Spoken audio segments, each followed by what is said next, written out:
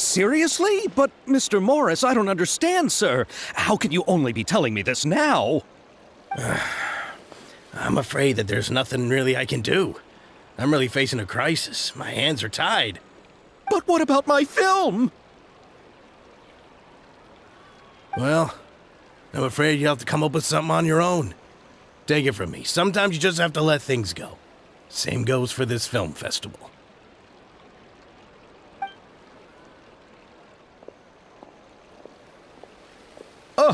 Oh. Hey, isn't that Xavier? So he's back in Fontaine now. Xavier! Oh, why, if it isn't the dear Traveler and Paimon. I really didn't expect to bump into you here at this time. Well, I was doing just fine until I received some terrible news just now. The investor I was working with for my upcoming film has fallen upon some hard times and is no longer able to provide the promised amount of funds. Can't you just find a different investor? Unfortunately, that's not how it works. We had signed an agreement specific to the Fontanalia Film Festival, stipulating that I cannot work with any other investors until the festival is finished. The Fontanalia Film Festival? What's that? Oh, is this your first time participating in Fontaine's Fontanalia Film Festival? Then allow me to fill you in. The Fontanalia Festival was established to commemorate the legendary Loch Knights, who went on a quest to search for the Oceanids and eventually welcomed the Hydro Archonigeria. The holiday is deeply connected to the founding of Fontaine, as well as its unique laws and trials. It's one of the most important festivals for this nation. But what's with that weird expression on your face? It's like you're trying really hard to remember something. I was just trying to recall the exact description from the books, in order to avoid any unnecessary arguments over semantics. I usually try to recite things straight from the source. Well, either way, Paimon thinks she gets it now. It's just like the Windbloom Festival in Mondstadt and the Lantern Rite in Lille. Yes, those are festivals of a similar variety. Who doesn't like a good festival? And just like those of other nations, Fontaine will hold a plethora of events around this time each year. To commemorate the Loch Knights, people will imitate them by putting on special costumes, raising golden cups, and going door to door asking for pure water. But a few years ago, Lady Farina started to find the whole idea a little drab, and so decided to change the part about pure water to sweets. That really doesn't surprise Paimon at all. The whole thing seems more akin to a carnival now, and it's quite popular among the kids. Every year you can hear a bunch of them saying, "Trial or treat." Oh, that sounds pretty fun. But how does that connect back to the film festival you mentioned? Ah, yes, it appears I've strayed off topic. I just got too excited after seeing you. Let me get back to the point. The Fontanalia Film Festival is an event proposed by the Fontaine Film Association this year. Now that film technology has matured as a medium, it's the perfect time to introduce more people to the art form. During this time, people may submit films to be evaluated, and the entry with the highest score will be given the Farina Award by the association. The what award? The Farina Award. You know, after the Hydro Archon. They coined it while Lady Farina was still in power, but even though things have changed, no one has made any motion to update the name. Perhaps everyone still thinks of it as a pretty appropriate name. Even though she isn't the Hydro Archon any longer, Lady Farina is still Fontaine's superstar. Anyone with eyes can see the way she shines on the stage. Huh. All right. Guess the name does work pretty well when you put it that way. Oh, but who would have guessed there'd be an issue with the funding? How will I ever explain this to Miss Chiori? Not to say all the other actors who traveled all the way here from Inazuma. Chiori? Sounds familiar. Where have we heard that name before? Yes, that's her. I asked her to oversee the event's art direction, including the design of the actors' costumes and appearances. Oh, Paimon remembers now! Navia said that her clothes were designed by Chiori, and Kirara's outfit too! How to describe her? Well, she tends to be pretty direct and can be very forceful when it comes to dealing with people. The fashion world in Fontaine has dubbed her the Thundering Seamstress. Her remarkable designs have led many Fontainians to become very interested in Inazuma. Anyway, Chiori is acquainted with all the actors I've invited from Inazuma. Without her help, I don't think I would have been able to get such an international cast for the film. She really is a kind soul. Who are the actors from Inazuma? Do we know them? Why don't the two of you accompany me to the Aquabus station to welcome them? Judging from the time, the Aquabus should be arriving shortly. Chiori will be waiting to meet me there as well.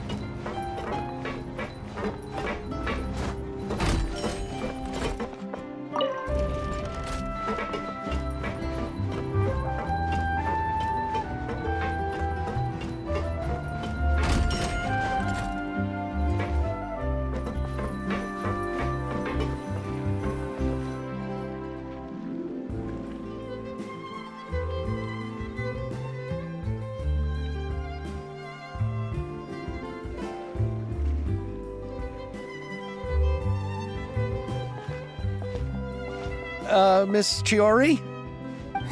Your talk with the investor sure went fast. The Aquabus hasn't even arrived yet. Oh? And who are they? Allow me to introduce you. This is the Traveler and Paimon. Pleased to meet you. Likewise! We've heard the owner of Chioriya Boutique is a skilled seamstress, so it's a real pleasure to finally meet you in person. Why, thank you. I strove to create an outfit that matched her high social station as the demoiselle. So tell me, what happened? I can tell the conversation didn't go quite as expected. Well, it's like this.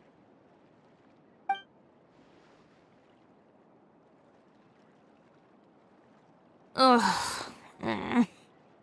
I know, Chiori, you don't have to say it. You did remind me that this investor was a little bit sketchy. Yes, there's no doubt about that. But how could I pass it up? He offered me twice as much as the others. And therein lies the problem. Yes, but just put yourself in my shoes. After obtaining such an excellent script, it's only natural that I would want to make the most of the film. The budgets that the others had proposed were nowhere near enough. It's difficult to find someone willing to front such a large amount of mora, so... Don't be sad, Xavier. We might be able to help scrounge up some more together for you. Oh, thank you, Paimon. That means a lot to me. But the cost of the film is staggering.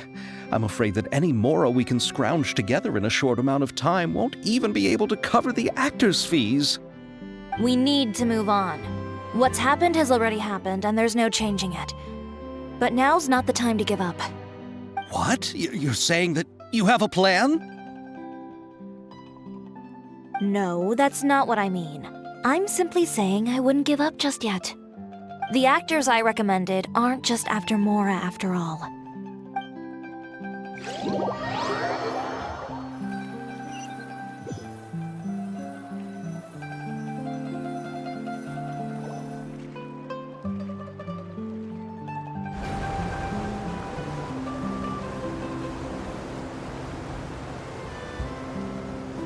Really?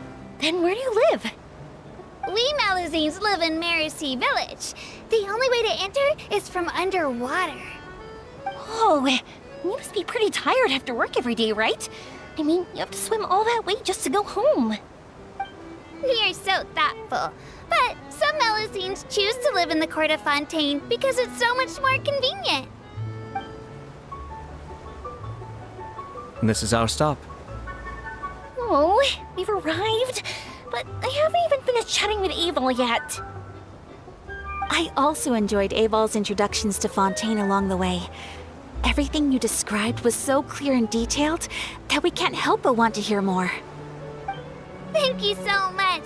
I'm usually working here on this aqua bus, so I hope I'll have the chance to see you again. There are still many more places I'd like to introduce to you.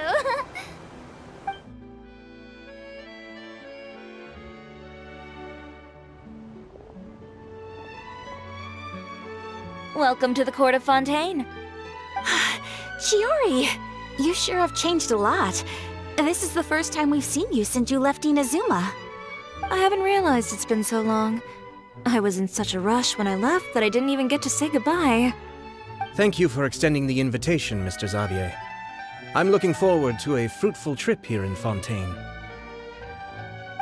It's an honor to have the head of the Kamisato clan visit us. So they're who you meant when you said you had actors coming from Inazuma? Oh? It's the Traveler and Paimon. Wow, what a coincidence! Ayaka and I were just talking about you on the way here. Are you also here for the film? We just ran into Xavier earlier and came over with him. But I'm not an actress. Sir Kamisato and Lady Ayaka are the real actors here. I'm just tagging along with Ayaka to have a good time together. About that, I mean, how was I supposed to contact you when I was making preparations for the film? I figured you were probably busy, and I didn't want to disturb you. So I could only keep you in the back of my mind while I sought other actors to play the lead roles in the film. I had been thinking about a surprise reunion with you during our trip here, but you still managed to surprise me first. Oh, so you all know each other already! My, what a coincidence! What are the chances everyone could be brought together here like this? Why don't we go to Hotel de Boer and catch up over a meal? I've already made a reservation. Huh? Did you reserve 2 spots for us too? Yes, of course, of course. I'll be sure to tell the boss to serve a few more delicious dishes just to make sure there'll be enough food. Very well. Then please, kindly lead the way, Mr. Xavier.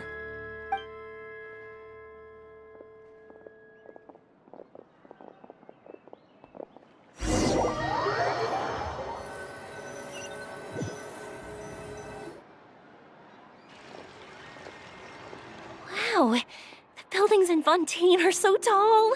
Just look at how big they are. And And there's the fountain that Aval mentioned earlier. It really is a magnificent sight. And look at that huge spinning sphere! Where does it get its power? Wait a sec! Could it be one of those clockwork mecha we've heard so much about?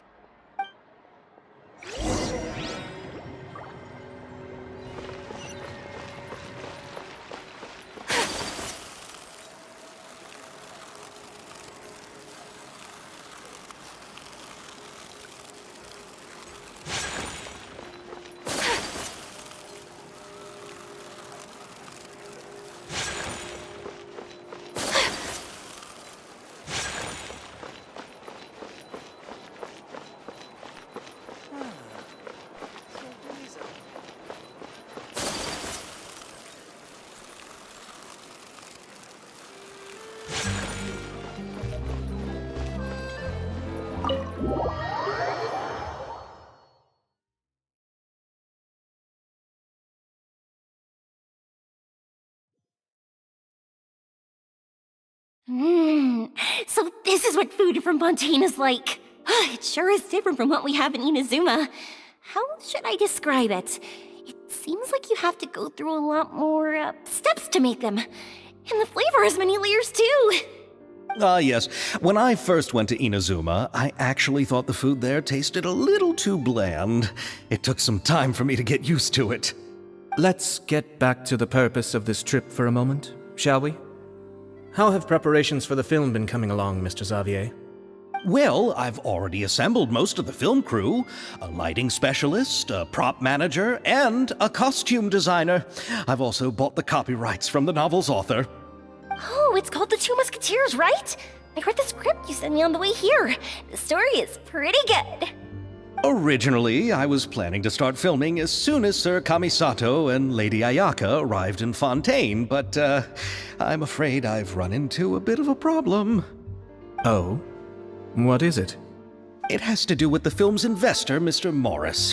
He suddenly informed me this morning that he's encountered some financial trouble and will be unable to release to me the amount of funding agreed upon. It's said that Fontaine's legal system is well developed. If he has violated the contract, then can't you simply take him to court over the matter? Well, I'm still more concerned about filming. Even if I were to take him to court, I'm afraid it would take months before the case could even be heard. Then, is there a way we could raise funds ourselves to solve the problem? I've considered that option too, but unfortunately, it's difficult to gather such a large amount of mora on such short notice. Besides, we have to consider the film festival's submission deadline. Mr. Xavier, if Ayaka and I were willing to perform for free, would that resolve the problem you are currently facing? What? No, out of the question. To have you come all this way just to act for free? Oh, no, that won't do. There's no need to worry, Mr. Xavier. My brother and I had actually intended to work for free after receiving your invitation. Inazuma has only recently reopened its borders, and needs to strengthen its relations and cultural ties with other nations. We didn't have many collaboration projects with Fontaine in the past, so we hoped this trip would serve as a good start for the future. Indeed. You could say that's the real reason why the Yashiro Commission agreed to come to Fontaine. I understand, but having you two act for free just doesn't seem right. Not at all. While we're officially here to conduct a cultural survey of sorts, we must express our sincerity if we want to establish formal cultural ties with your nation. This film will serve as proof of friendly cooperation and cultural exchange between Inazuma and Fontaine. It's my hope that the film can be finished and released as smoothly as possible. If you still don't feel comfortable with this arrangement, I would also be more than happy to be introduced to some other renowned individuals in Fontaine's literary and artistic circles. All right, I'll do as you say.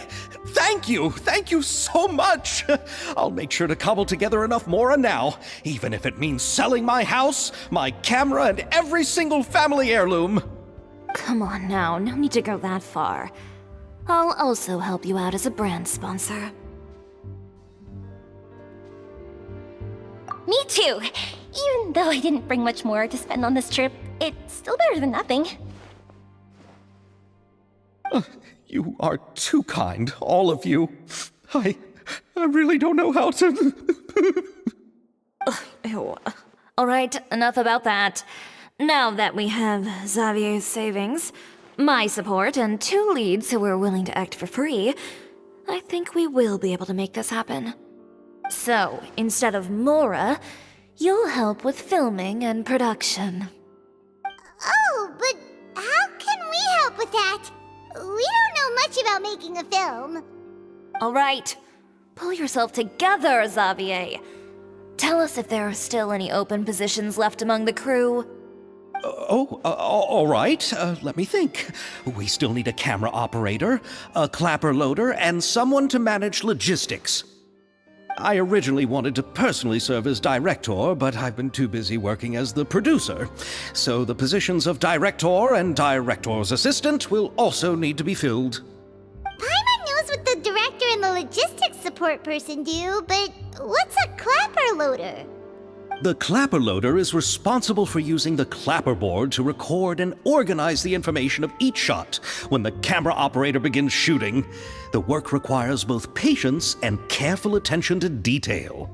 A clapper board? Oh, you mean the thing they hold that goes clap whenever they start filming? Yes, that's right. Are you interested in that job? For sure! Paimon's always wanted to try that! All right, then you'll be our clapper loader. I can find someone from the store to help with logistics. What do you think, Xavier? Oh, fine by me. As for our camera operator, I was thinking of letting the Traveler take the role. Oh, she's great when it comes to using a camera. Paimon can't even count how many things we've taken photos of during our journey. Yes, that's also what I was thinking. I noticed the Traveler had an eye for photography and composition when we worked together previously. I'm sure that's due to the traveler's journey across Teyvat and all the places they've seen. After so many adventures, using a camera must be second nature by now. What do you say, Traveler? Are you interested in the job? Thank you. It really means a lot to me. Come on, friend. Let me give you a big warm hug. So all that's left for us to find is a director and an assistant. Oh, me! I want to be the director's assistant! All we need to do is help the director, right? I can handle that! All right, then all we need is a director. Oh, all the well-known directors in Fontaine are probably also busy working on their own films these days. I'm not sure who will have time to help. Oh, Farina helped out a theater troupe recently by serving as an artistic consultant. She could be a good director, right? Besides, it's not like she has anything else to do right now. Farina? Do you really think Lady Farina would be willing to help us with our humble project? Isn't that the name of Fontaine's Hydro Archon? My brother has already informed me about what happened here in Fontaine. Yep, that's her. She helped out a theater troupe not too long ago, and now she's taking up work as a director. Well, I saw that musical. Her performance was perfect, and the storyboards were also excellent. Don't let her form or identity intimidate you.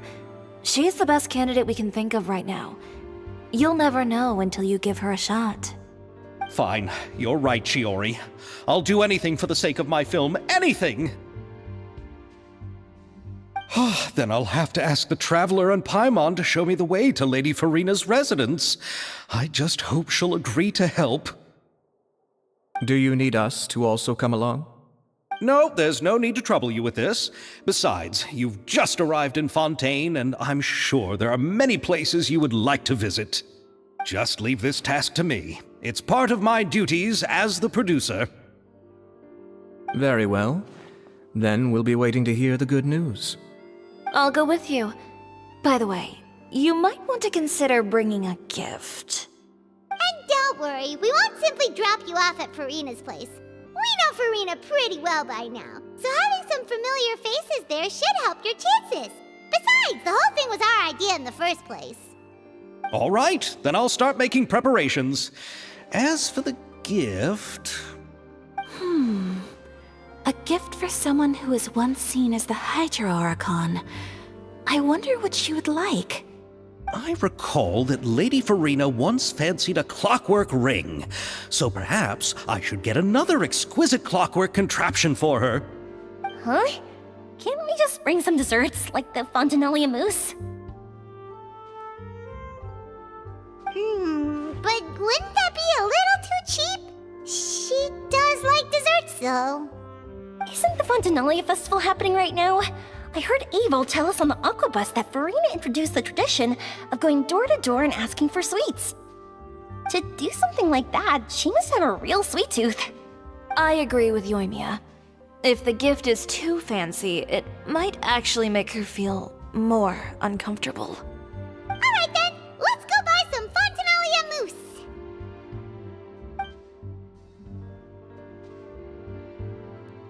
But will that really be enough? We'll be asking her to do a lot of work, you know.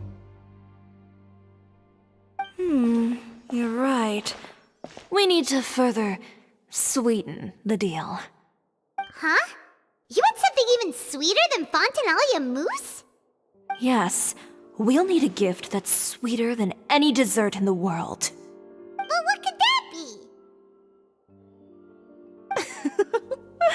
Your words of praise.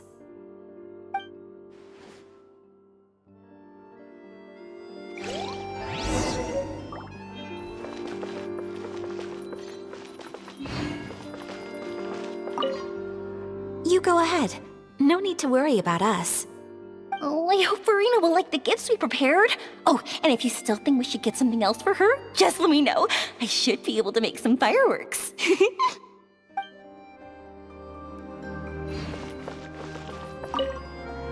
Looking forward to the good news.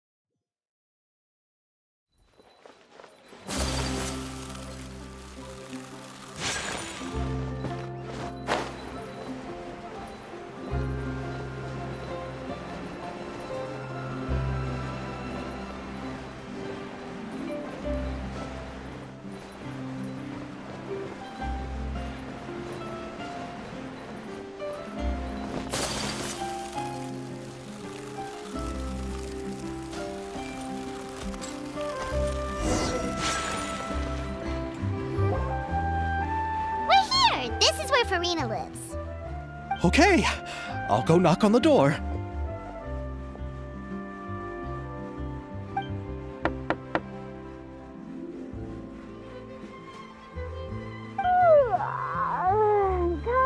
Coming. Ugh, seriously, who's knocking before afternoon tea?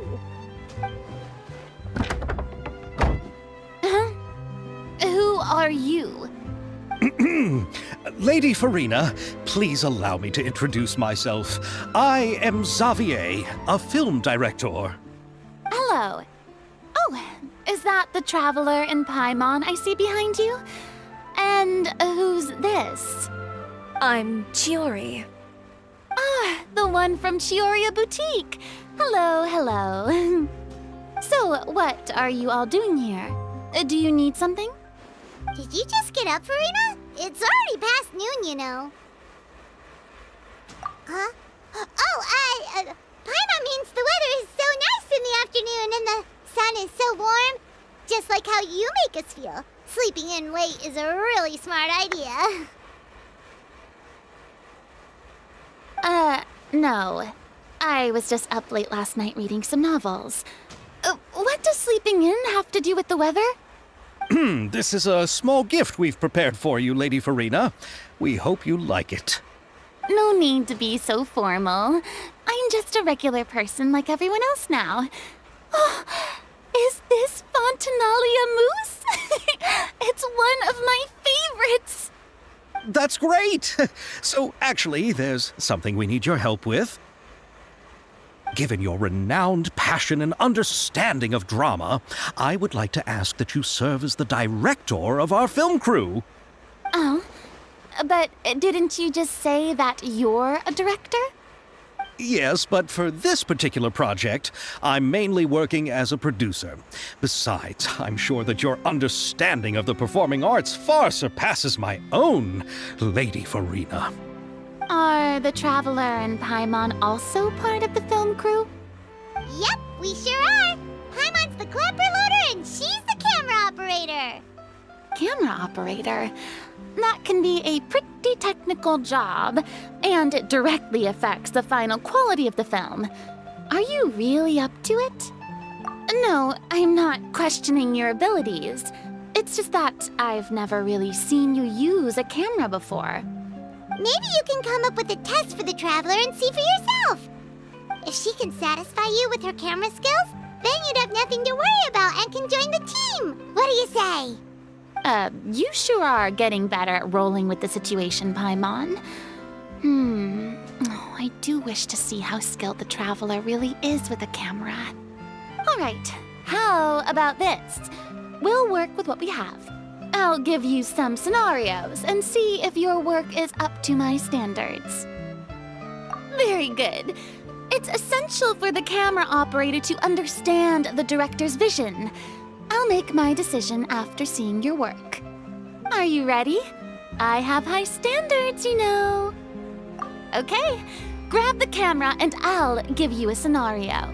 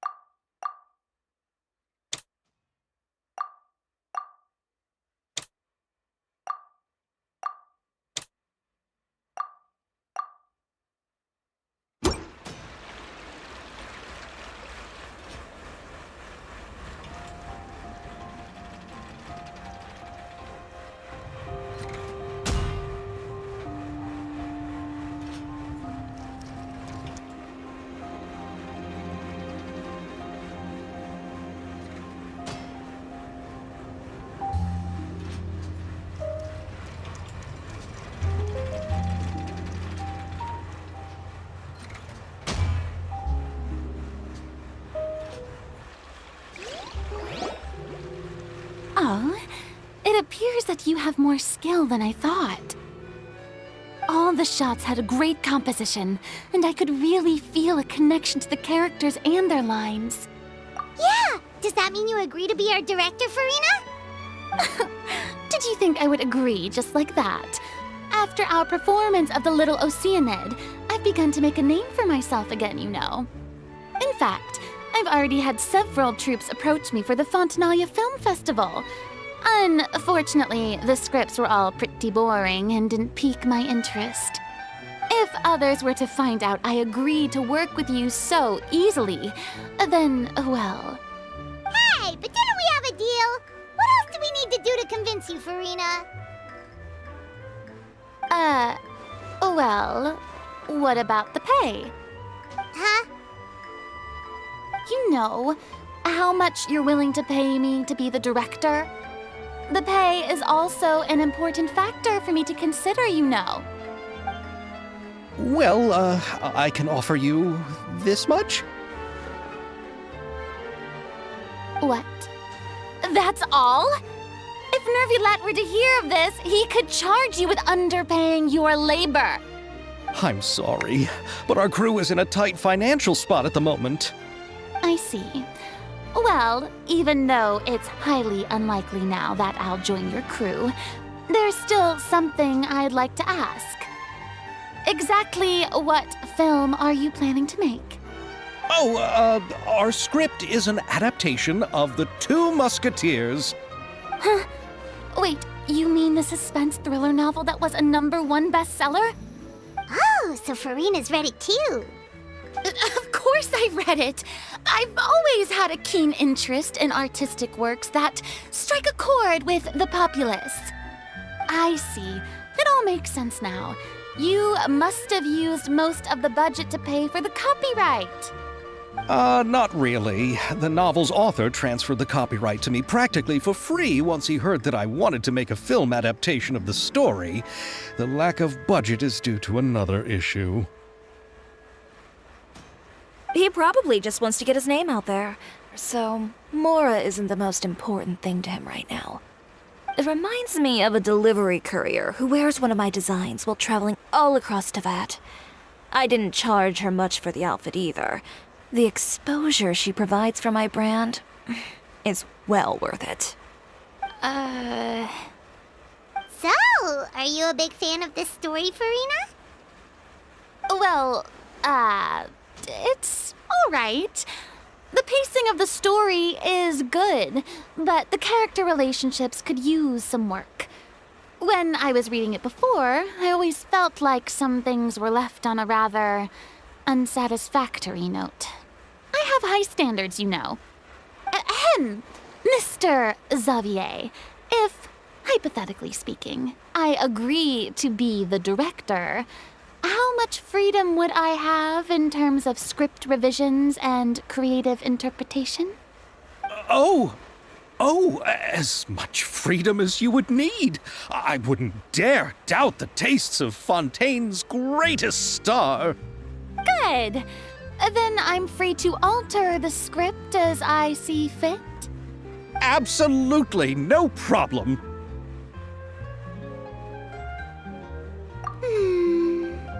All right.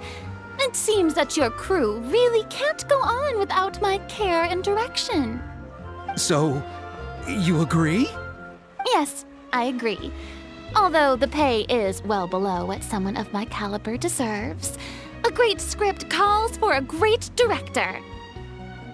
I mustn't let a perfectly good story be ruined due to lack of funds. If you have fine cheese and bread, you wouldn't just let it sit on the counter and get moldy just because you lack an oven, right? Oh, Hydro Archon above! I'm not dreaming, am I? Somebody pinch me. There's no more Hydro Archon, you know. And it's still a little early to celebrate. There's a lot that goes into shooting a film. Although the trickiest tasks of finalizing the script and casting the actors have already been taken care of, we'll still need to reserve filming locations. Not to say set up lighting and props. And by the way, Since we'll be filming The Two Musketeers, we'll need to find an action choreographer. Ideally, a professional who has actual experience with muskets. Yes, I've thought about this as well. I was hoping that you might know someone who could handle the job. Me? If this was before, I could have simply asked Florand. But it's already been some time since I last talked to her. Navia can also use firearms, but unfortunately, her style is quite different from that of the characters in the story. Could we ask the Special Security and Surveillance Patrol? Oh, you mean the Special Patrol's Musketeers? Yes, that's right. They work with muskets every day. I can't think of anyone more qualified than them. They would be under Nervilette's jurisdiction. Unfortunately, I don't have any connection with them at all. So, in the end, we still have to start by talking to Nervilette. No need to go to all that trouble. I know their Captain Chevres. Oh, you do? Wait, Chiari, how do you know the captain of the Special Patrol's Musketeers? No particular reason. Running a business means dealing with some trouble from time to time, and she's helped me out on a few occasions. In return, I've helped her handle a few situations in which the Special Patrol couldn't get involved directly. So, we've gotten to know each other over time. So you're saying there's been times when the Special Patrol needed a fashion designer to handle a situation? Your work is becoming more and more mysterious. It'd be best to keep it that way. Anyway, enough about that. What do you all think about asking the captain to be our musket action choreographer? She sounds professional enough. She is a captain, after all. I have no objections. But I imagine the Special Security and Surveillance Patrol must be busy with their duties. Do you think she'd really have time to help with shooting a film? And then there's the issue of pay. Well, it just so happens that she's also not the kind of person that's just after Mora. As for whether she has time, I'll have to go and ask her first. Then I'll leave that to you. Macaroni's on sale today, so I've got to go. You can just tell me how things went when we discuss tomorrow's plan later. No problem. Having Farina join feels like a big boost to our team. Of course. Just wait until the day of our premiere. You'll witness the true power of my name in these lands. You'll be so glad I agreed to help. I can guarantee that even the standing tickets will be sold out.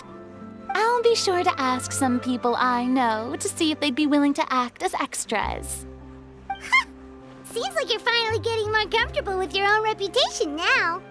I didn't ask for the Clapperloader's commentary, Paimon. Then let's get going. I happen to know where Chevres is today. By the way, I'm curious. If my pay is so low, then what about our two lead actors? Didn't they travel here all the way from Inazuma? Actually, they told us that they see the trip as part of a cultural exchange, so they didn't ask for any pay. What?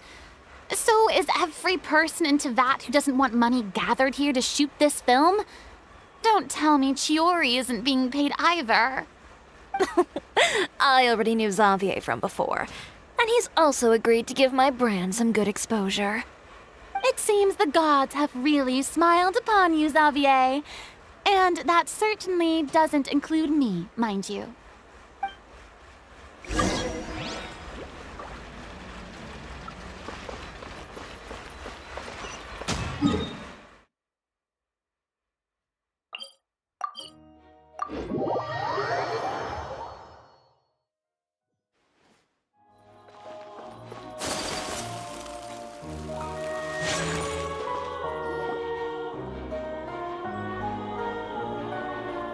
All right, this is the place. But where's the captain? There's hardly anyone around here. She's over there. The one with an eye patch reading in front of the newsstand. Oh, her! Paimon could tell there was something different about her. She seems kinda intimidating. Please wait here for a moment. I'll go fetch her. She's working now, so you might not want to get in her way. Working? But isn't she just standing there and reading a novel? Just trust me. Oh, alright, let's see what happens then. Chiori sure is a mysterious person. She claims just to be a fashion designer, but she knows all these powerful people.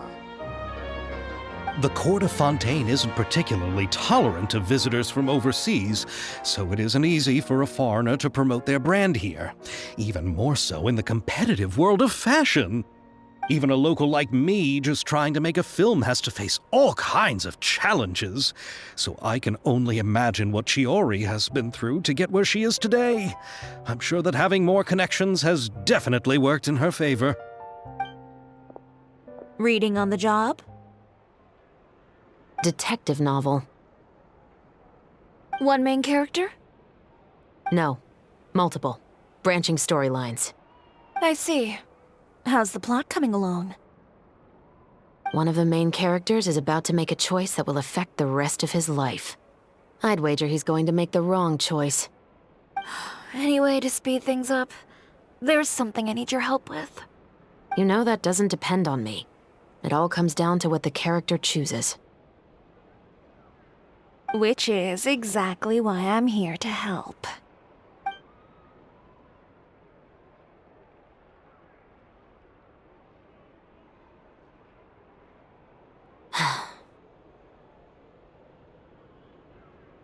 All right.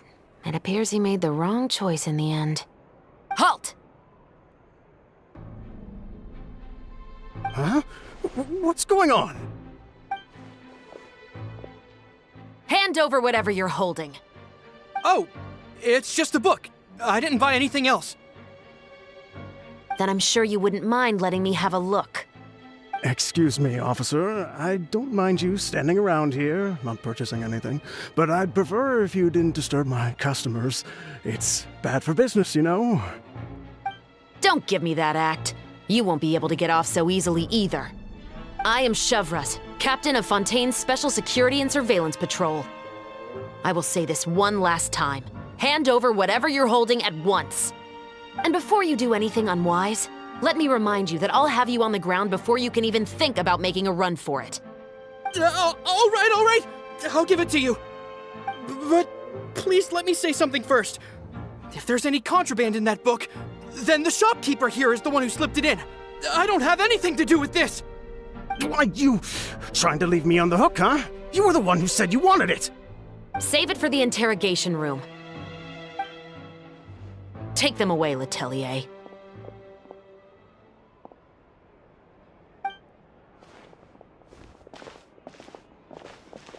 What's going on here?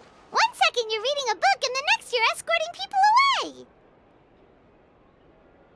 And who are... Oh!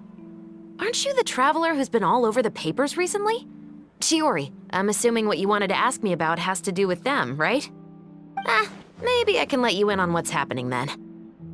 Now that Vacher has been brought to justice, no new shipments of synth will be made and distributed to sellers. The Fontaine guards have been busy collecting the remaining synths still circulating on the market. Thanks to a tip from our reliable source here, this should be the very last batch. Oh, so you were pretending to read a book in order to catch the bad guys. Oh, Paimon almost forgot to introduce ourselves. Paimon is Paimon, and this is the Traveler and Xavier. Hey, I'm Shavras. You probably already heard me introduce myself, so I won't bother repeating it. Yeah, why didn't you make a move as soon as you had the chance? Were you worried that my intel wasn't accurate? No, I wanted to see if the shopkeeper would turn himself in first. All he had to do was come up to me and say that he didn't know where the synth had come from. If he did that, then I wouldn't have had to press charges on him. He had the whole day to turn the synth over to Shavras. But instead, the moment I came up and blocked Shavras' line of sight, he took the opportunity to sell it off. Yep, he made the wrong choice, even though the right choice was right there in front of him. But you knew they wouldn't make the right choice. Yeah, I knew. I was just hoping I'd be wrong for once. Enough about that, though. What did you want to ask me about? Oh, you see, it's like this.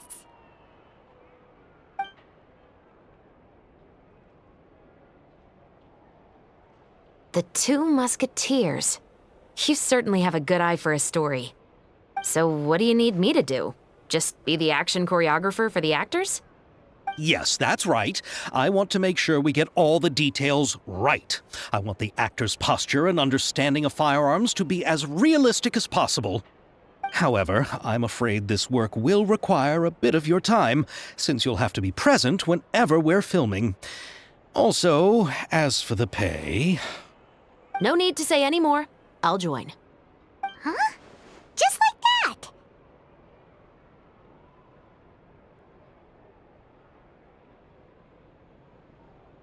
that. Really?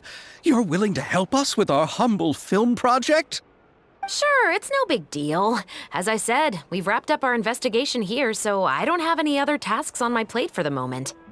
Besides, I personally really like this novel. I even have the collector's edition at home. Stories where justice prevails over evil never get old for me. Then we've got a deal? Yes, I'll see you on set tomorrow. Oh my! I can hardly believe it! I should tell Lady Farina immediately. Oh, and I must tell the prop manager and lighting technician to get everything ready. We start filming tomorrow! Calm down, Xavier. The film is going to take more than just a day to finish. Still, I should also head back now and start preparing the actors' costumes and makeup. Alright, guess that's it for today then. Traveler, Paimon, please stay for a moment. I have something to tell you. Then I'll take Xavier back. Poor thing. He's so excited that he can't even walk straight anymore. I don't want to spend our first day fishing our producer out of the fountain. Yep, see you tomorrow.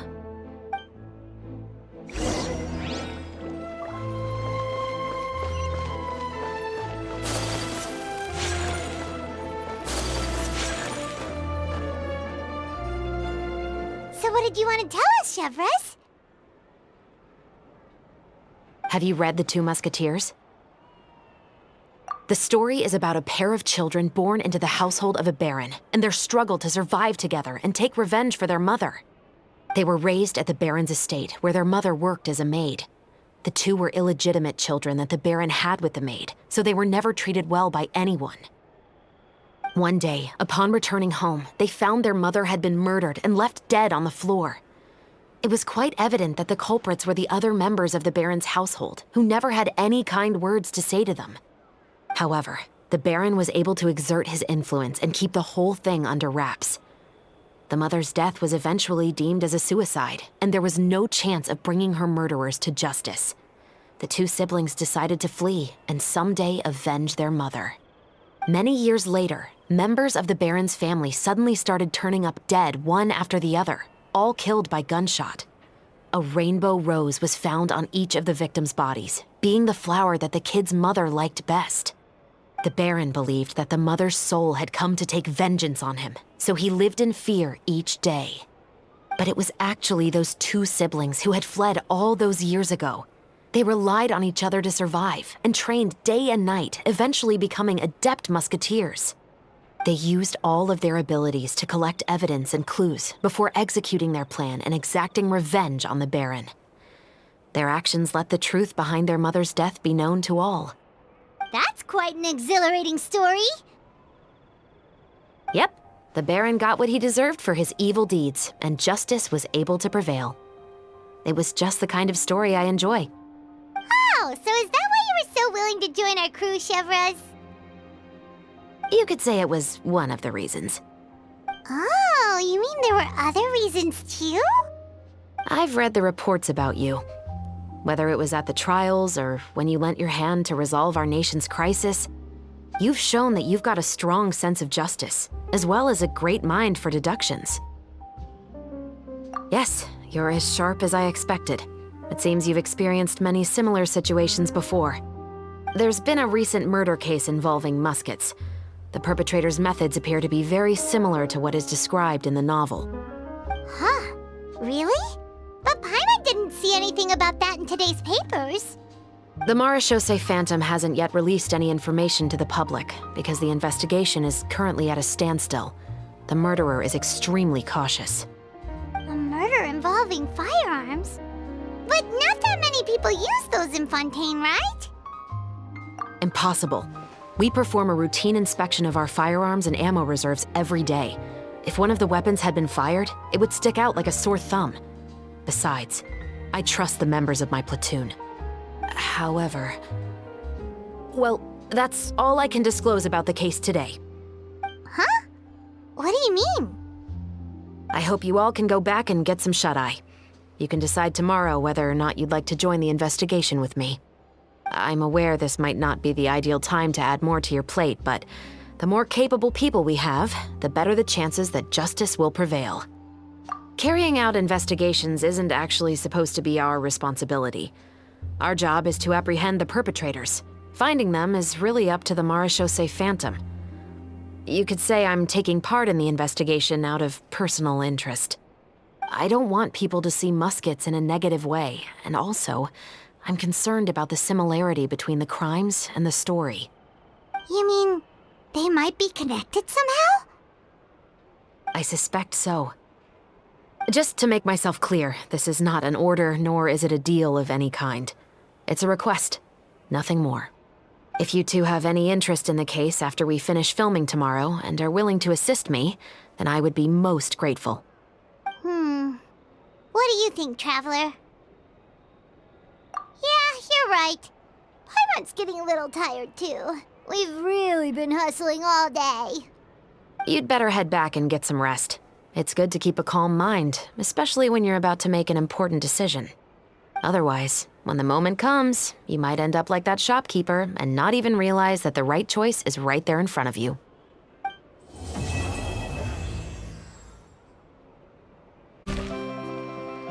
Ayaka, Yoimiya, you're already here! Good morning.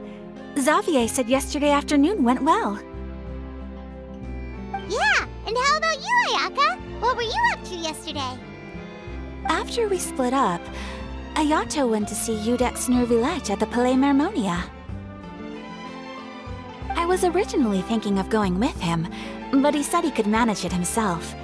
He told me to go see the sights around Fontaine and to enjoy the local culture. So I rode the aqua bus with Yoimiya and visited the Opera House on Aranias Island. Yeah, you wouldn't believe what we saw there! 2 mechanical puppets that were dancing together! You've already seen them, right? Yeah, those two! Amazing, aren't they? We sat and watched for quite a while. It was mesmerizing. Like we could keep watching them forever. Oh, it was the same for us the first time we saw them, too. Afterwards, we went swimming at the beach! Well, diving, to be exact. It was the first time I ever breathed underwater! I held Ayaka's hand and we counted down together. 3, 2, 1, and then splash! We were beneath the waves.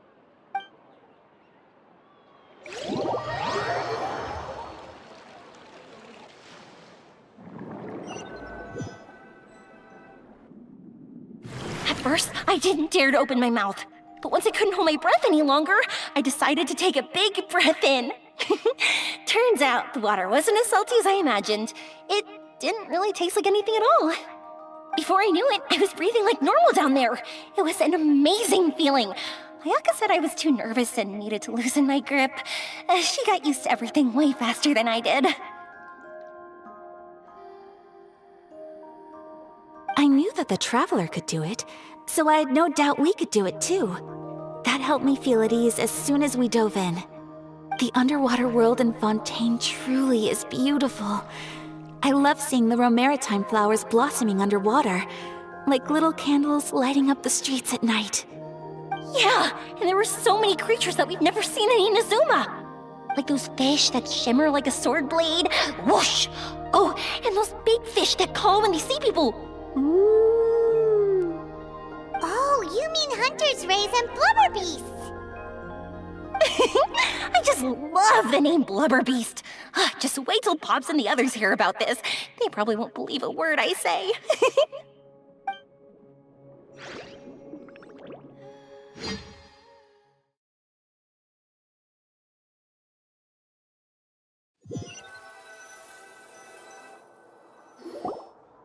Yoimiya was down there for quite a while.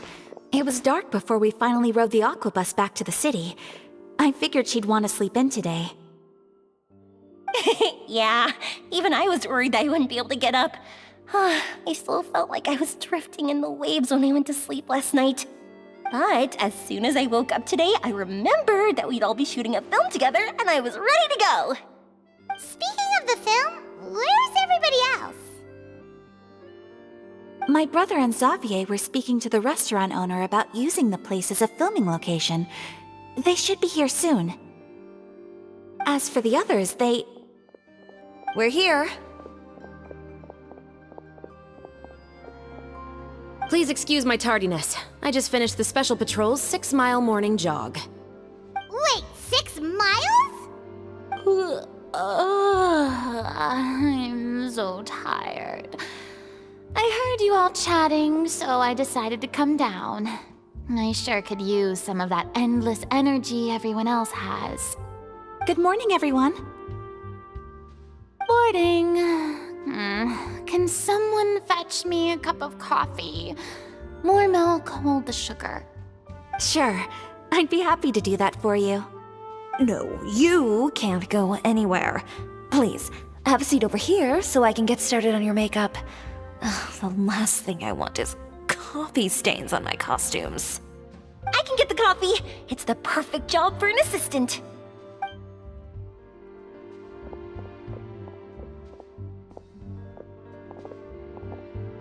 So much energy. Seriously, what's her secret? Oh, Yoimiya's always like that. But you sure look exhausted, Farina. It's because you're not used to waking up so early, huh? Of course not. I spent the whole night reading the novel from cover to cover, marking sections that either need to be omitted or adapted. Wow, Paimon didn't expect you to be so thorough. Well, I was the biggest star in all of Fontaine after all. It takes more than just a pretty face to earn a reputation like that. I know how to get serious when the situation calls for it. I went all out when I was acting as an Archon, so why wouldn't I do the same for my own life? Here's your coffee, Director Farina.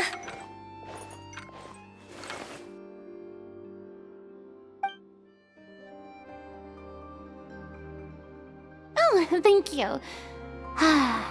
The sound of being called director and the aroma of coffee feels almost as refreshing as hearing the birds chirping in the morning.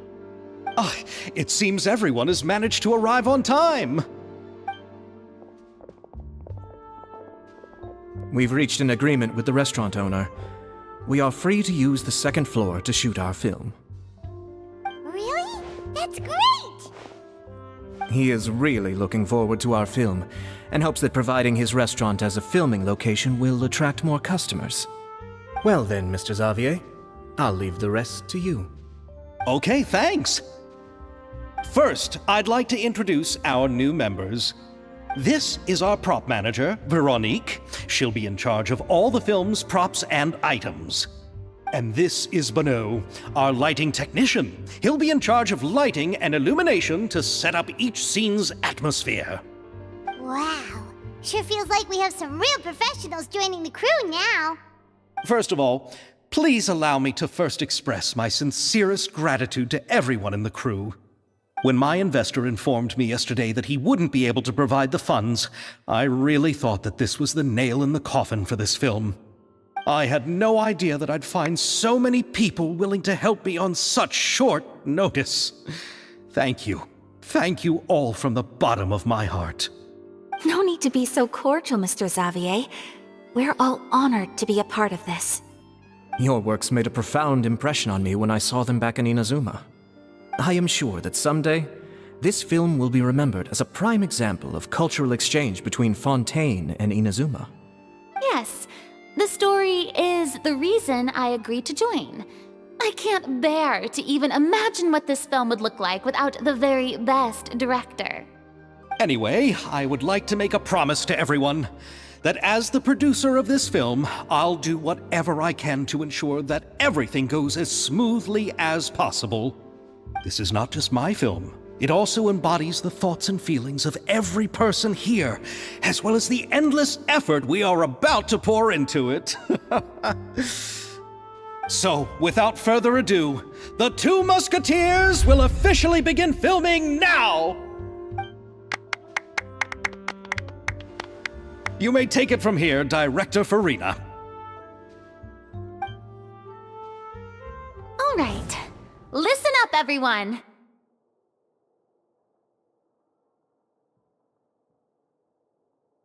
The first scene takes place when the two young musketeers are living at the Baron's home, still unaware of all that is about to happen to them. We'll need props and lighting to set the scene. Our lead actors can go get their makeup done, and extras, please take this time to go over your positions. Whoa, seems Farina's really kicking things into gear as the director. Is everyone clear? I don't want anyone traipsing around the set like umbrella finches. All right, cameras will start rolling as soon as the set is ready. Let's make a film that'll make some serious waves in Fontaine. Not the kind of waves that drown people. I mean, the good kind of waves. Seems like she's still a bit traumatized by that. Anyway, let's go see if there's anything we can do to help.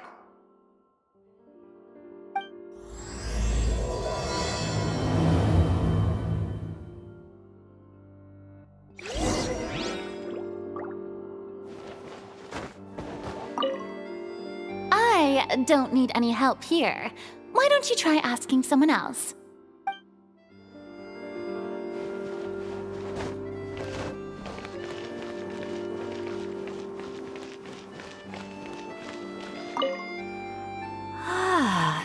So this is what a musket looks like.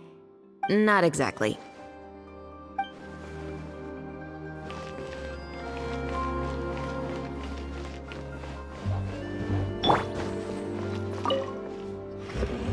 How about here? A little more to the left. You got it.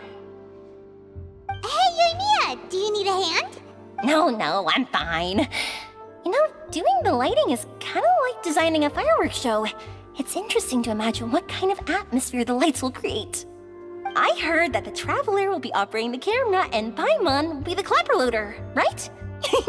Those roles are just perfect for the two of you. Really? Is that because it'll be easy for Paimon to hold the clapperboard while flying? Well, sure, there's that, but that's not exactly what I meant. I just think that after all your journeys together, you two must have developed a super close bond and just naturally know how to work with each other. If I'm not mistaken, the director will want the cameras rolling as soon as the clapperboard goes clack. Oh, I see. It's amazing to see the magic behind filmmaking. Yoimiya, we need lights over there, too. Oh, on it! I've got to get back to work. Chat with you later. Oh, it's exciting to see so many people working together to bring the film to life. Seems like Yoimiya's really getting into it. But she was right. We do have a super close bond, don't we? Paimon's really happy to hear that.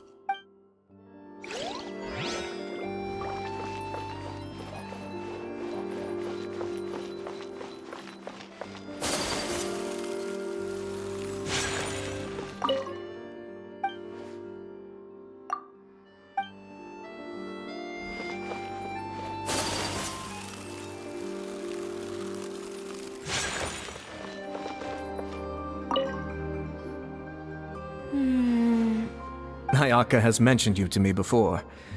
She said that you two were great friends when you were kids. No talking. I'm thinking about how to do your eyeshadow. Ah, yes. To help me really look the part. To achieve a more young and naive look for this scene.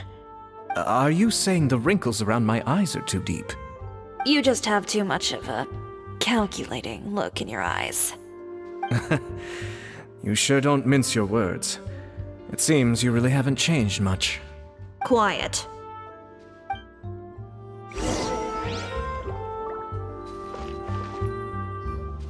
So, this is a real musket?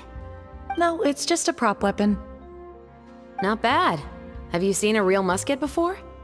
Only in books and newspapers. I made this one based on the relative shape and proportions I saw in reference images. When we're filming, some special gunpowder will be applied around the muzzle, which will help create the flash and smoke effects of a real gun being fired. Which means it'll be up to the actors to portray the recoil. That's right. The sound effects for gunshots will also be added in post-production. Thank you, Veronique. I think I know where to start now. However, the musket's gears and firing pin could still use some work. Adding some wear on the metallic components will make them appear more realistic. Also, be sure to rub the muskets with some oil each time before we start shooting. That'll give the impression that the firearms have been well maintained. Good point. You seem to know a lot, Miss Chevres. I assume you use these types of firearms on a regular basis? Yes, I perform routine maintenance on my weapons every day. Just like we as people need to eat and sleep, muskets need to be cleaned and maintained. I also perform similar care for my sword every day, and familiarize myself with its shape and weight, to the point where it feels like a natural extension of my body. Yes, this way, our weapons will never betray us in the heat of battle. Yes, well said. It seems we have the same philosophy on this topic. Oh, sounds like they found a common interest to talk about. Though these props differ from the muskets I use, I can still give you some pointers. Good. I look forward to your instruction. First and foremost, never point the weapon at anyone, regardless of whether it's a real or prop weapon or whether you're holding it or it's on the table. This holds for any time when you're not actively engaging an enemy. Okay, understood. When aiming the musket, extend your arm so that it's level with your shoulder, and use your eye to look down the weapon's sights. Like this? Not bad. Now, try saying your lines. This is the end of the road for you. Good. Now turn your body a little. That way, you'll give your enemy less of a target to work with. And relax your shoulders. Here, allow me to demonstrate. This is the end of the road for you. Huh. Excuse me, Miss Chiori. Director Farina, there's something I wish to discuss with you. Oh? What is it?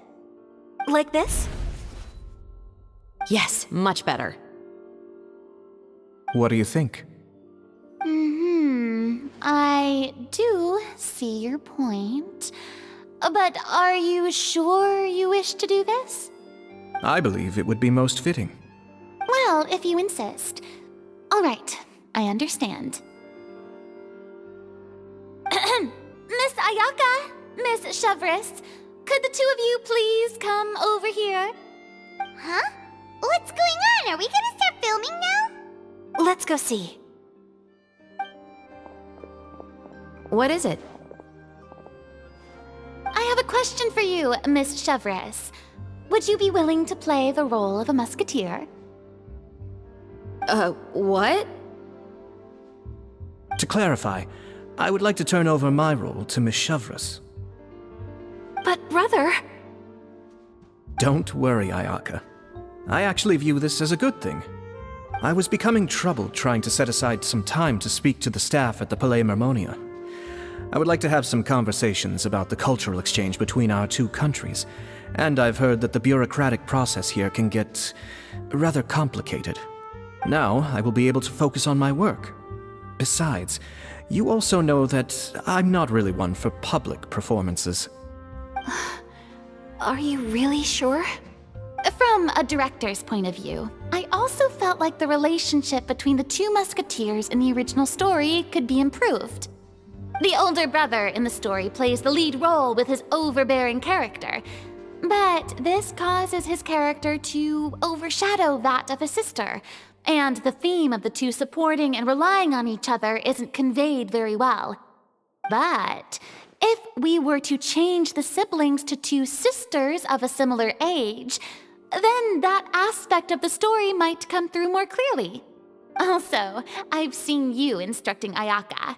That cold and dignified personality is exactly what we need for the older musketeer. Of course, even with all these insights, the decision should still be made by Miss Chevreuse. Chevreuse mentioned that she really likes the story, right? Paimon bets that she'll take the role. All right, I'll take the role. Good. It's decided then. I'll get started on making edits to the script. We'll also need to make some immediate adjustments to the lighting, props, and costumes. I have a feeling that our adaptation will be even better than the original story. You're doing a great favor for me, Miss Chevreuse. You have my gratitude. Don't mention it. I like this character, so if anything, I should be the one thanking you. Well, since my brother is the one who brought up the idea, I suppose there's no need to worry. Let's go, Miss Chevreuse. I look forward to working with you. Please, just call me Chevreuse.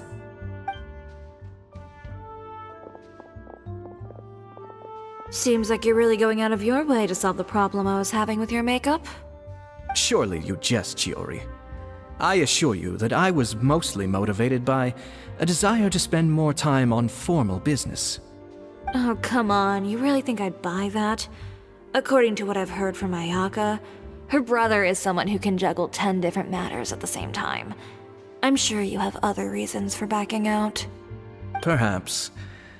Ayaka always said she wanted to go out and see more of the world, just like the Traveler. But I feel that she needs not only to see other nations, but also to make some different kinds of friends. I think it would be harder for her to make new connections with me constantly by her side. I would like to give her some space. All right, go on. Spoil her some more. Ayato, it's too bad you're stepping down from the role. Paimon really wanted to see you act as a musketeer. No need to poke fun at me. I'd wager that you also felt that I wasn't the best candidate for the role. It's a little hard for Paimon to imagine you saying those lines. Yes, I've made an appointment to meet some people from the Palais Mermonia. Now, I will have some more time to prepare. Traveler, get the camera ready. Paimon, get the clapperboard. Actors, to your positions. We're about to start shooting the first scene. Go on now. And please take good care of Ayaka. Yep, don't worry. Thank you. I look forward to seeing the film when it's finished. All right, now that we're all here, let me help set the scene for everyone. The first scene takes place when our two main characters are still living at the Baron's estate. They've been ostracized and verbally abused by others in the household, but they still have no idea why. We want to capture how naive and innocent they are despite their pain. Chevreuse will be playing the role of the older sister, Tulip, and Ayaka will be the younger sister, Iris. Be sure to get close-ups of the main characters at the right moment. Silence on the set! Lights, camera, action! Let's go!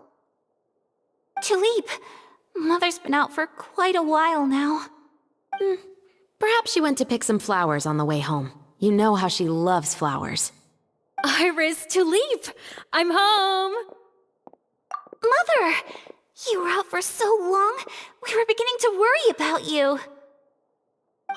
I'm sorry, but I'm back now, safe and sound. Here, I brought your favorite treat, apple turnovers. Mother, what are those bruises on your hand? Huh? What bruises? Oh, I must have bumped into something while I was working yesterday. But I didn't notice them this morning. Then perhaps they're from when I accidentally tripped when I was out just now. By the way, did you have fun playing at home? What's the matter, Iris? Well, we've realized that no one really wants to play with us. They even took Iris's doll and spat at us. And they even called us names. They said we were... Shh. It's all right. Don't worry. Girls, listen. It doesn't matter what anyone says. Don't listen to them. No one can define you with such words. You both have wonderful lives ahead of you. Just like your names. You will both blossom like beautiful flowers. Maybe your time to blossom hasn't quite come yet, but one day, you two will bloom more beautifully than anything else. Don't let the soil you're in now ruin your future beauty. Understand? My dear daughters. And cut! Not bad. The actors' emotions were all on point. Let's keep that take. Also, if our clapper loader could avoid shouting at the start of the scene next time. Oh, got it. Great. I was a little worried that my nerves would get the better of me. What about you, Chevros? I felt fine. The lines weren't too difficult at all. Seems like Farina must have adapted the role nicely. You two were great.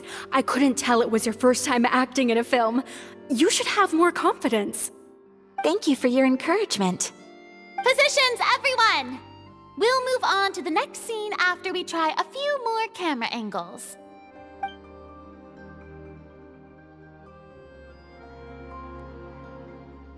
This scene is when our two characters return home, only to discover their mother has been murdered.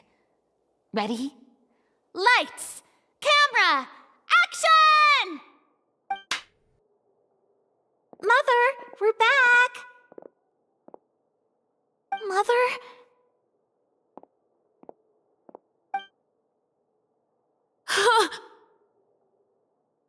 What's wrong, Tulip? Iris, stay away! Huh? Why? What's... Mother! Mother... She's...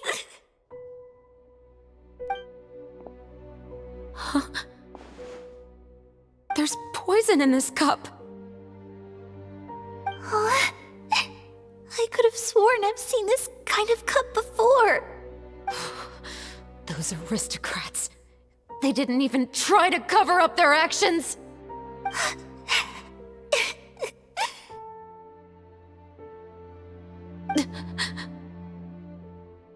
Iris, we need to leave this place.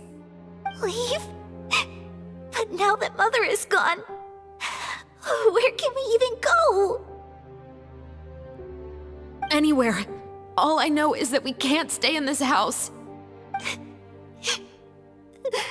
But are we just going to let them get away with this? We'll have our revenge, I promise you. Just not right now.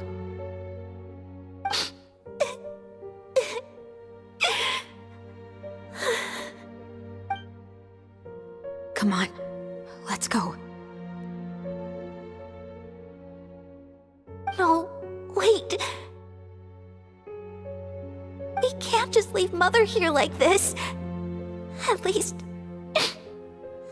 let me leave this rose with her. That's why we went out in the first place. To buy her this flower. All right.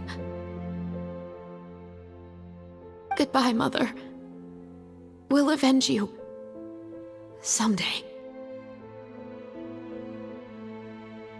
And cut! Beautiful! Great performance! Oh my, you're so amazing, Ayaka! And were those real tears I saw? How did you do it? I was surprised too. Thank you for the kind compliments. Actually, as soon as Director Farina said action, I told myself not to think about anything. I just felt the weight of the moment and became the character. It's quite similar to practicing the art of the sword. You clear your mind and focus only on what's happening in front of you. Ayaka's performance was amazing. Have I discovered an acting prodigy? Pipe down, everyone! We need to move on to the next scene!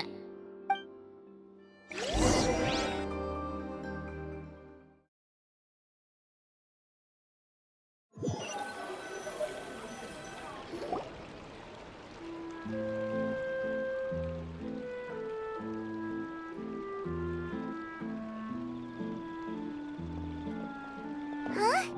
Are we done already? But Paimon wants to keep playing with the clapperboard. How do you feel, Traveler? Is your arm sore from holding the camera all day? Good work, you two. You too, Shivers. You were quite the actress today. I've read this novel many times before. I have a good grasp of my character's mindset. Anyway, do you remember my request from yesterday? Oh, right! We were having so much fun that Paimon nearly forgot! You have a case where the murders seem really similar to the cases in the novel, right? So, how are they similar exactly? In the story, the main characters grow up to become two musketeers, always using their guns to carry out their revenge. And on each of the victims, they place a rainbow rose as a signal that they've returned. Yes, that's correct. We found rainbow roses just like in the novel. Seems like you're connecting the dots now. Oh, that does sound pretty concerning. Especially after seeing the script today. Ooh, now Paimon can't stop wondering what kind of ulterior motive the murderer might have. What do you think, Traveler? You're smart. Paimon wants to hear your thoughts. Good. On behalf of Fontaine's Special Security and Surveillance Patrol, thank you for your dedication to justice. There's no time to lose. We should start investigating right away. Follow me. Huh? Right now? Well, we just got done filming all day. Paimon's so tired. The most valuable intel always comes after nightfall. They are like small, remote islands in the middle of the sea. If you don't stay vigilant, you will pass right by them in the fog. That's how one of my favorite books always puts it, at least. So, where are we going right now? Let's start by checking out some workshops that sell mechanical components. If the culprit is making their own weapons, it's very likely that they'll visit those sort of places.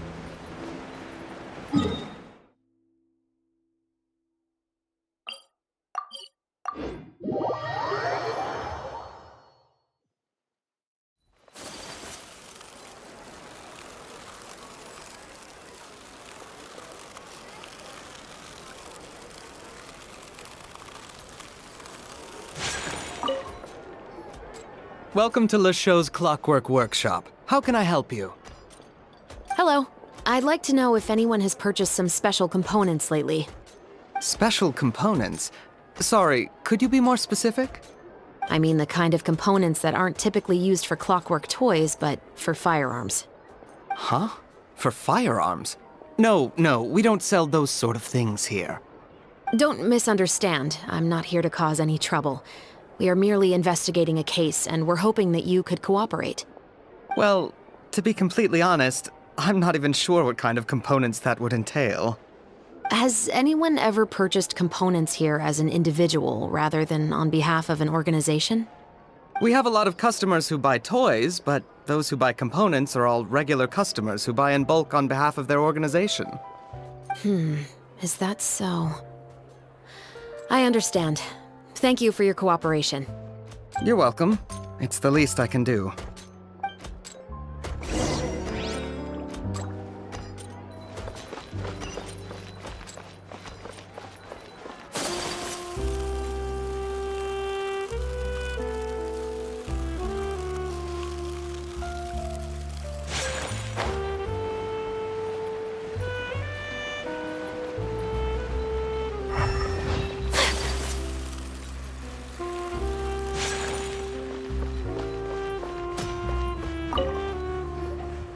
Oh, hey, Chevris. Run out of oil for your musket again? Hello, Estelle. I want to know if anyone has come to your shop recently to order some firearm components. Oh, is this another case? Let me think. I don't think so. Some people have requested that I make some prop guns for the Fontanalia Film Festival, but I refused all of those requests. Oh? Why's that?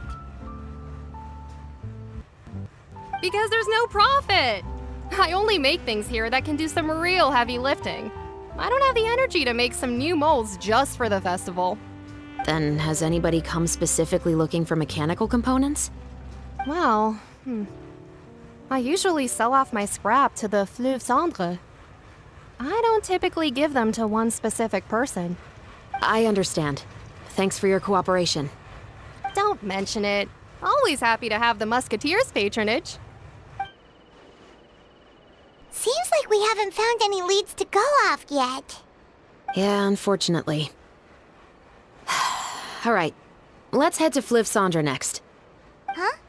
Are you sure? People might not be so thrilled to see the captain of the Special Patrol there. You think so, huh? Then I guess you don't know. Huh? Know what? That I grew up in Fleuve Cendre.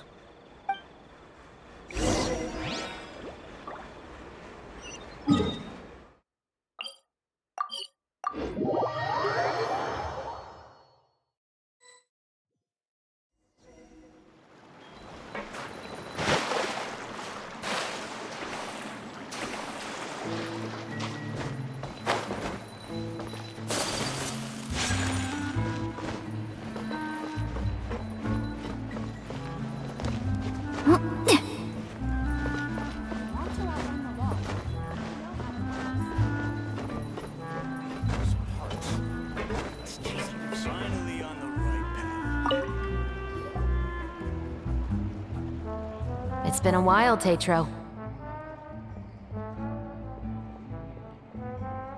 Please, just get on with your request. I want to know if you've heard anybody talking about muskets lately.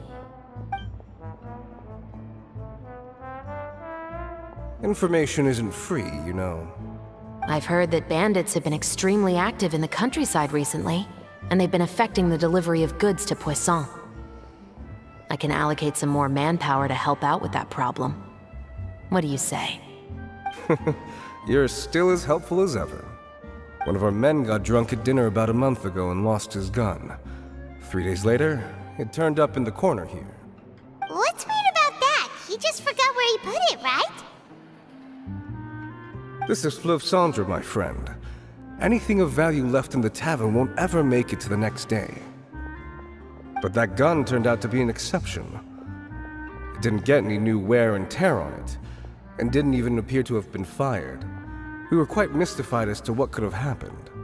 I suspect it came back because the weapon was already known to the guards.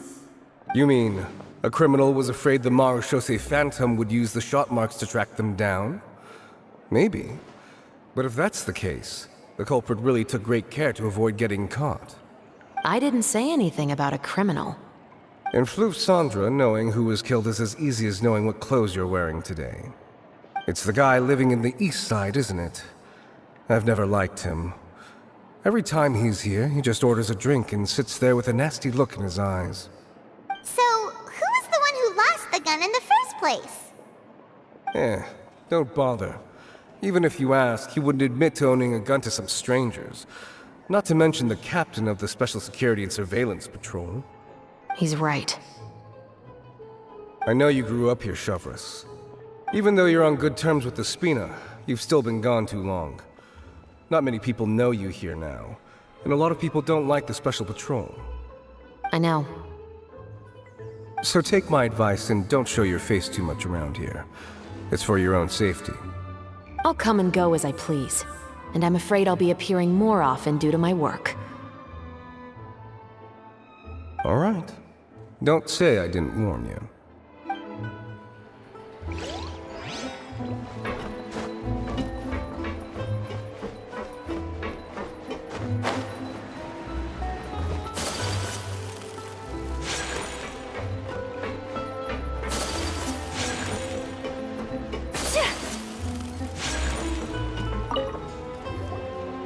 Hello, I'd like to ask some questions.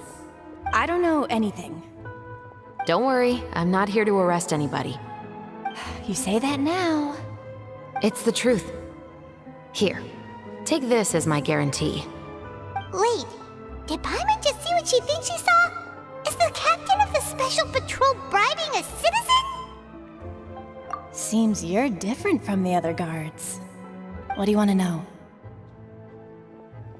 Have you heard anything related to Muskets in Fleuve Cendre lately? Anything at all? Muskets, huh? All I know is that about 2 weeks ago, we started hearing some loud noises at night. So loud that it's been waking me up. Were they gunshots? Possibly. It's hard to tell around here. Someone's house collapsing, a pipe exploding somewhere, it's all the same. But the noises I'm talking about definitely happened after I fell asleep. Do you know where the noises were coming from? I don't remember clearly. Is it that you don't remember, or that you need to think about it some more? You tell me. Then please, think about it some more. She's giving her even more Mora! The noises came from the end of the Southern Waterway. I came out and had a look for myself when I wasn't sleeping well, but I didn't dare get too close. That's all I know. All right, I'll take your word for it. Thanks for the pat de fruits.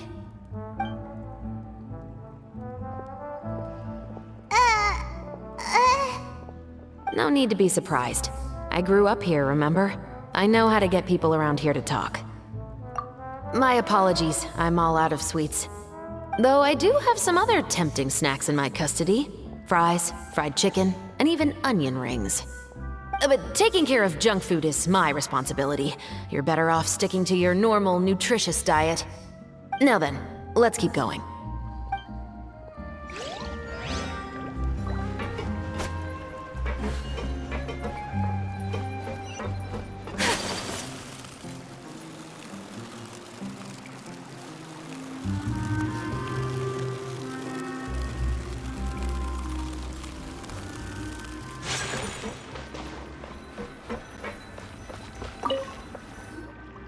What's all this? Some broken planks and barrels, as well as some liquor bottles? Yes, but have a closer look, Paimon. Even though somebody has purposefully tried to clean them up, these are obviously marks from musket bullets. In other words, someone was here trying to improve their shot. They were using the barrels and bottles for target practice. Could it have been the killer? Your guess is as good as mine. Although many people at Fleuve Cendre own guns, few hide the fact from others. And even fewer would go to such lengths to hide markings from practice shots. Anyway, let's go. There might be more to this.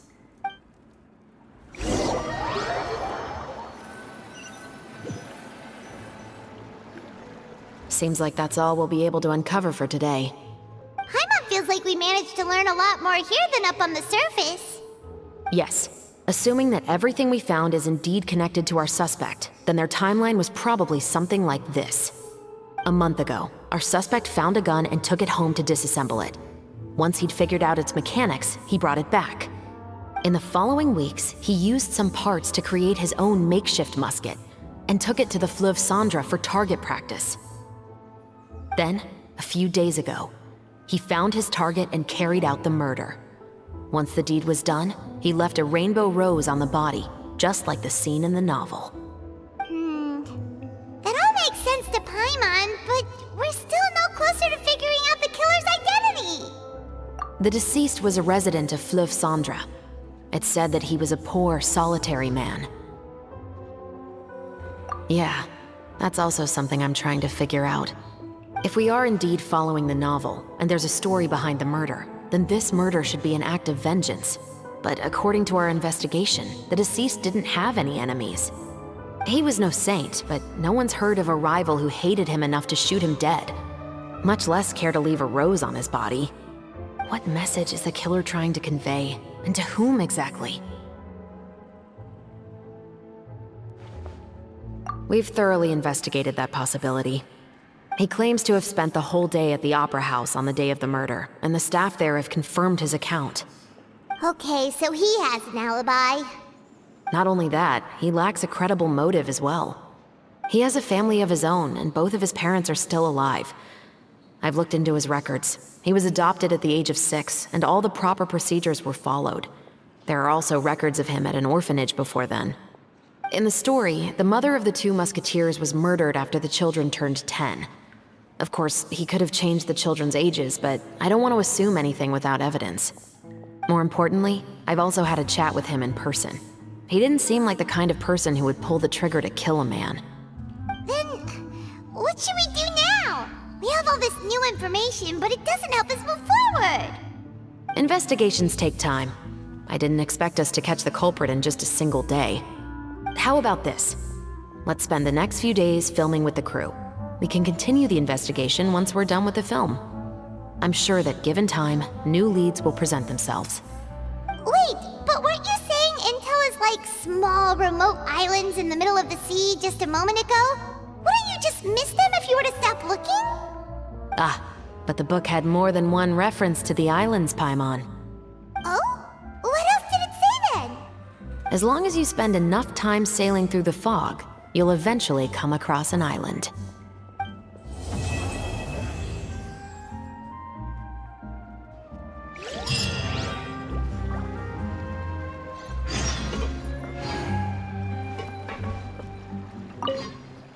What? Never thought that the captain of the security and surveillance patrol could come from the Fleuve Cendra? You mean rising through the ranks? It was a struggle, for sure. But as long as you can distinguish yourself through your accomplishments and skills, you'll eventually be recognized for your worth. If you look at it another way, my life at Fleuve Cendra has actually taught me a lot of valuable skills. Skills like how to barter with criminals or how to think in their shoes. Of course, I'd appreciate it if you could keep this a secret between us.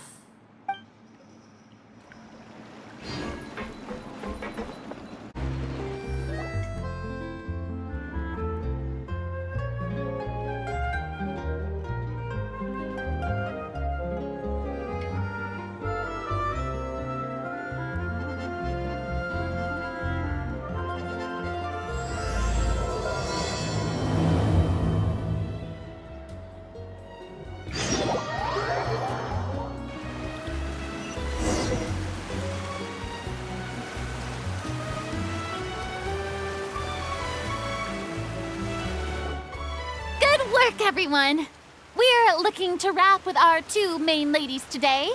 I can already smell our success. What do you mean, looking to wrap? Oh, aren't you the expert now?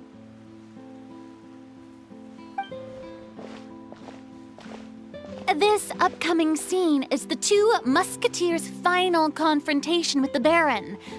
There will be quite a bit of action, but no choreography beyond what we've already rehearsed.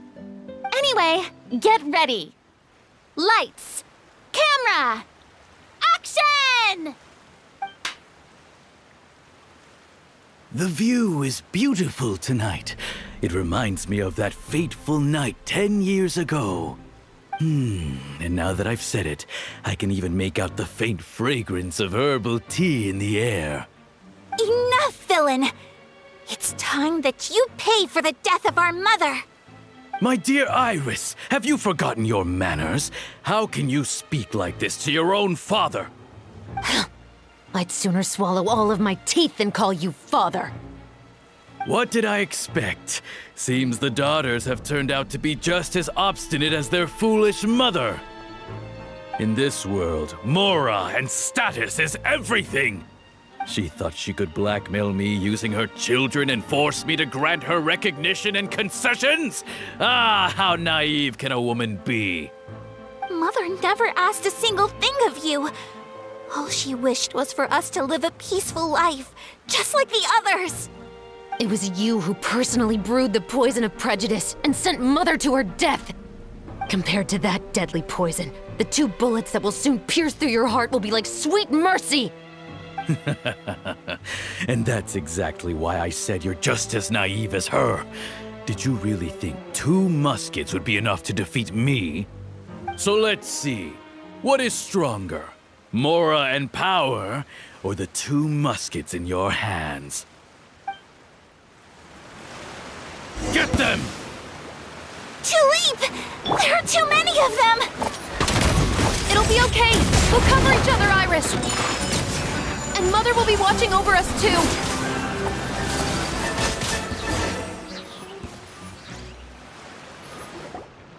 You've lost. To think I'd lose to my own 2 kids. We are no children of yours, and we'll never call that place our home. Then tell me, what did you do all this for? You lost your mother, and will soon kill your father as well. What will you gain in the end, other than sentences for your crimes? We will gain our long-awaited justice.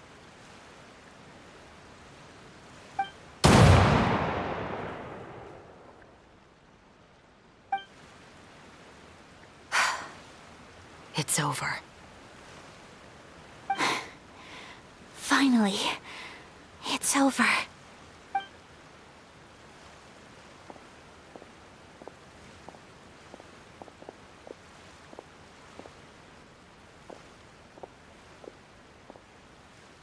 So, where will you go now, Tulip? I'm not too sure, Iris. Maybe somewhere with lots of flowers? After all, Mother always did love going where the blossoms were. What about you? I want to go visit Mother's grave. Yeah, that's not a bad idea. Huh? Tulip, look! What is it? It's Mother's favorite. The rainbow rose. Look, it's blooming again.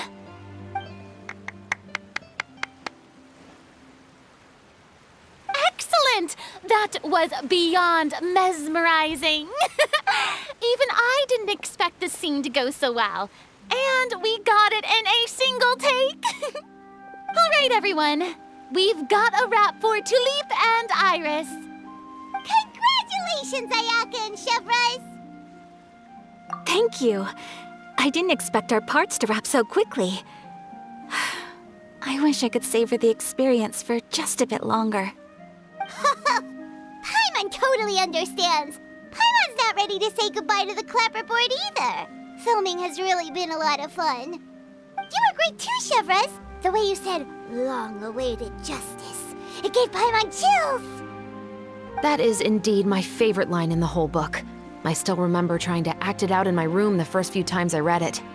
Whoa, Paimon would have never guessed you're that type. Who doesn't like stories where the guilty are punished and justice prevails over evil? Don't forget, I'm the captain of the Special Security and Surveillance Patrol. Captain, I have something urgent to report. Please excuse me, everyone. I'll be back in just a moment. It's okay, don't worry about us.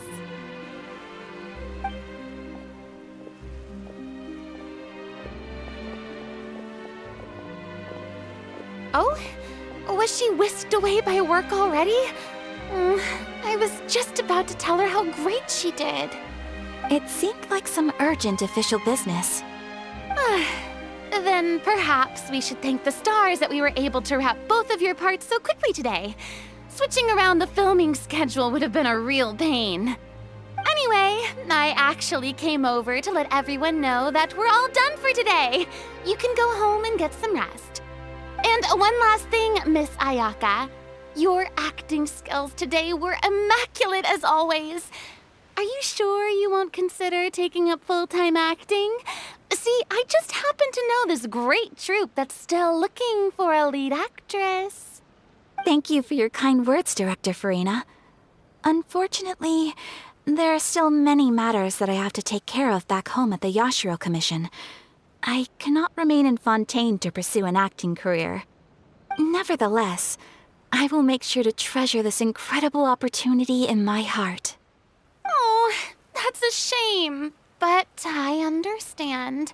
Just let me know if you ever change your mind.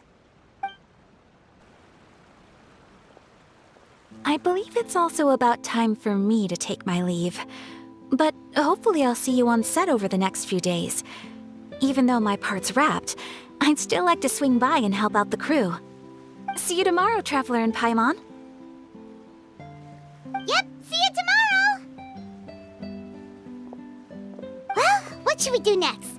Maybe we'll go investigate the case some more with Chevres today. Traveler, Paimon, please come with me. Huh? Where are we going? You could say that our ship has finally chanced upon one of those small, remote islands of intel.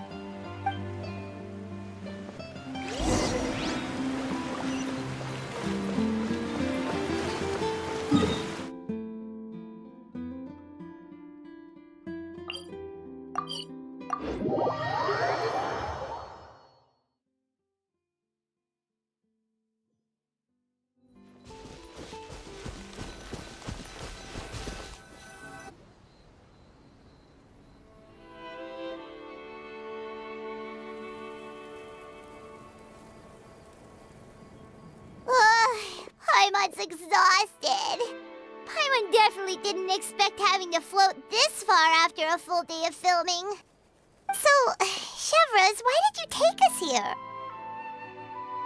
Affirmative. It wasn't anything conclusive, but it should show us a clear way forward. Have you ever heard of someone by the name of Emily? Oh, you mean that famous perfumer? She's a good friend of mine. She's lent me her aid several times in the past to resolve some difficult cases. After I discovered the rainbow rose at the scene of the murder, I sent it to her. After all, she's probably the foremost expert on flowers and scents in all of Fontaine. And then? There was nothing remarkable about the flower or the trace amounts of soil left on it. But according to Emily, the rainbow rose left by the killer was derived from a very rare cultivar. Huh. Paimon didn't know that there were different varieties of rainbow rose. Paimon just thought they grew everywhere in the wild. Flowers that are deliberately cultivated will always show some different features from those that bloom in the wild. We already knew that the rose left at the scene belonged to a special cultivar, but with Emily's expertise, we were able to pinpoint the place where it was first picked from. Oh, Paimon gets it now. So whoever first planted that rainbow rose was probably the killer. Precisely. And after we checked what we learned against some sales records from the past, we discovered that there's only one person in all of Fontaine who could grow and sell this specific cultivar. Really? And who is it? It's the novelist. But didn't you say he had an alibi? To be clear, I haven't changed my mind about him. I still don't think he was the one who pulled the trigger. However, that doesn't mean the true culprit never visited him at his home or never purchased a rainbow rose from his garden. Whatever the case, we will have to confirm a number of things with him. So you mean the next place we need to go is... Yes, we're going to pay him a visit at his home.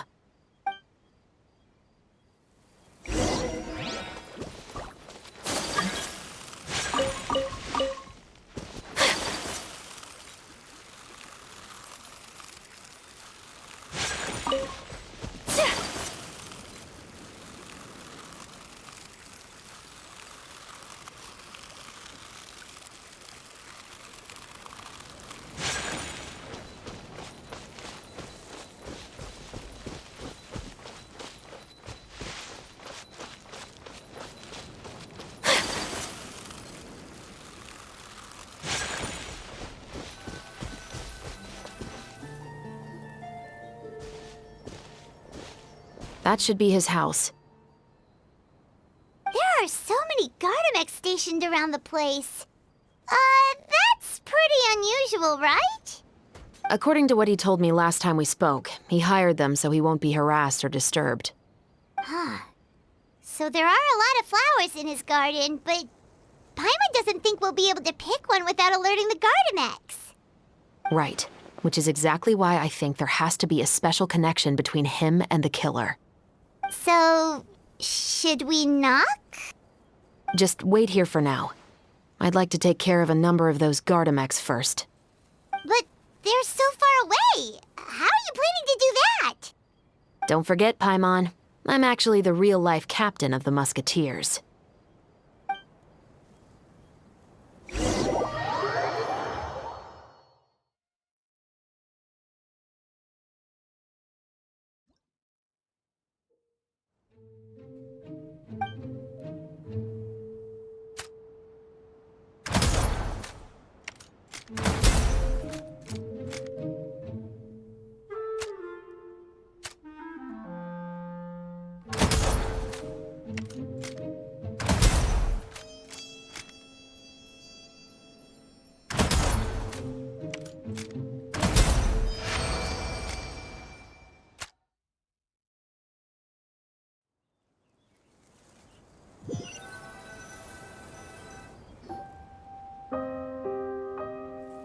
All clear.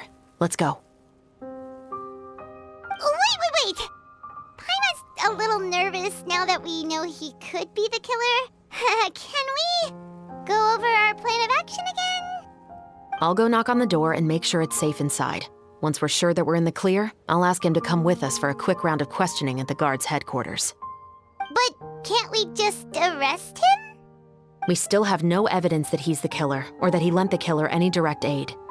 Still, it would be appreciated if you could pick a rainbow rose from his garden for me while I'm talking to him. It'll help the Marachose Phantom confirm Emily's theory. Sure, no problem. Just be careful, Chevreuse.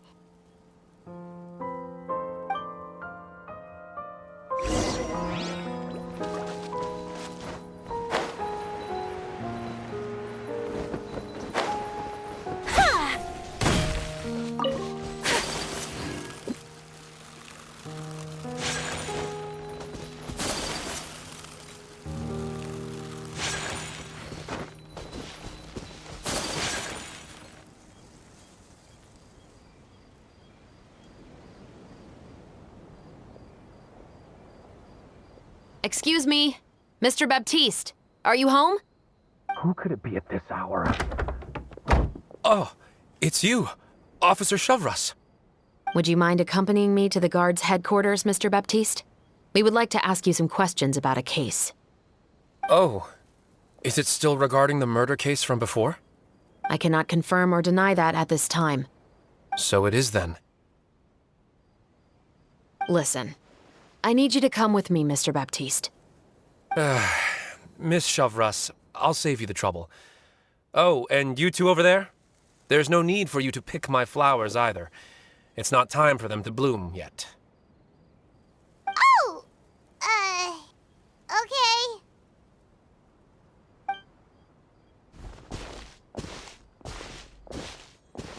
By saving me the trouble, you mean... I will confess. I was the killer. Huh?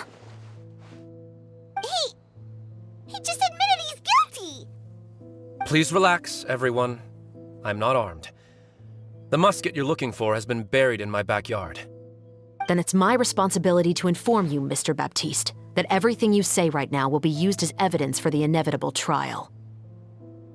Yes, I am perfectly aware of that. I must say, I hate this feeling. Oh? Is it because I confessed? Or because you've been proven wrong? Both, I suppose. For the same reason as the one I wrote out in my novel, of course. I did it to exact revenge. I know you haven't figured out the link between the two of us. Had you done so, I'd have been taken away to the headquarters a long time ago. But that won't stop me from always remembering his grotesque face. After all, he was the one who killed my mother. Your mother is still healthy and well. You know, I was adopted as a child. I was referring to my birth mother. That was never recorded in the orphanage's records. Please forgive a 6-year-old child for concocting some lies to protect himself after watching his mother die right in front of him. So, your novel, it was like a record of your life? No, of course not. It was a work of fiction with many embellished parts. But I am indeed the illegitimate son of a wealthy and influential man who abused his power to murder my mother. That part was 100% real. But the man you killed didn't have a Mora to his name. He was a hired assassin. An irredeemable beast who sank his fangs into a defenseless woman just for a few bags of Mora. But if that's really the truth, you wouldn't be telling us any of this now. You still haven't managed to take revenge against your father, the true mastermind behind it all. I never thought I'd hear that kind of thing from the captain of the Special Security and Surveillance Patrol. I'm simply skeptical about your motives. It's simple, really. I've grown tired of everything and don't want to shoulder this burden anymore. You may have considered me too soft to pull the trigger. Well, as it turns out, you are exactly right. I've become overwhelmed by the aftermath of the murder. So you're going to call a stop to your revenge, just like that? The true mastermind is too rich and too powerful for me. I've accepted that I will never be able to avenge my mother alone. And so what? The characters in your book never gave up. Now, Officer Shavras, I'm the one who has killed a man, aren't I? Are you trying to convince me to commit another crime? What's your father's name? How do you plan to prove the veracity of all of your claims? Well, I'd like to speak with you privately. Sure. Why don't we speak privately at the guard's headquarters? No, it has to be here. I must ensure that we won't be overheard. Fine. Let's talk here. When I said won't be overheard, I meant by anyone. I would like to speak with you and you alone.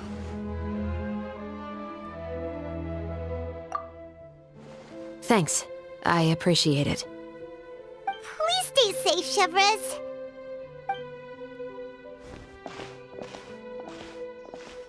All right. Let's hear it. Will you really believe what I'm about to say? Well, that depends on what you're going to tell me. Fair enough. Fair enough. Then listen closely.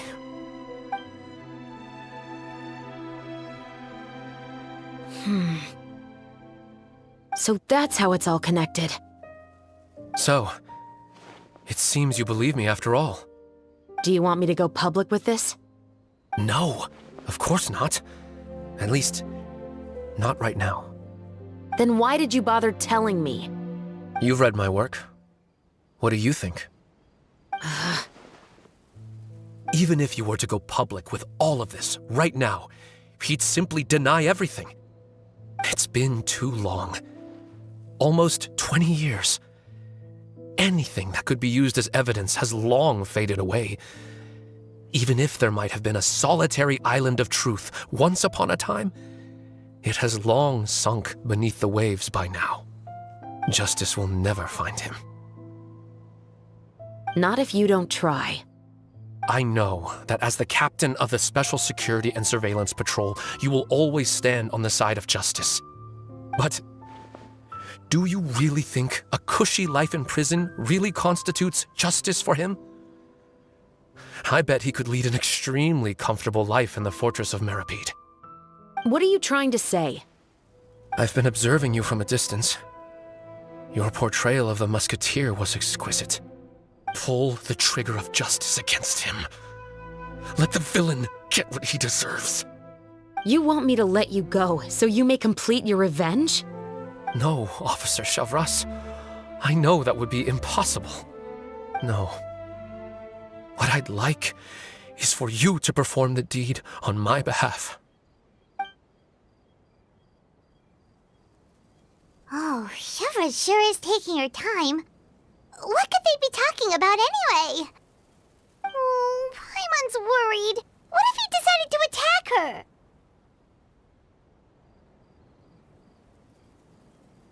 Oh, you do have a point. Still, do you have any idea who the rich person might be?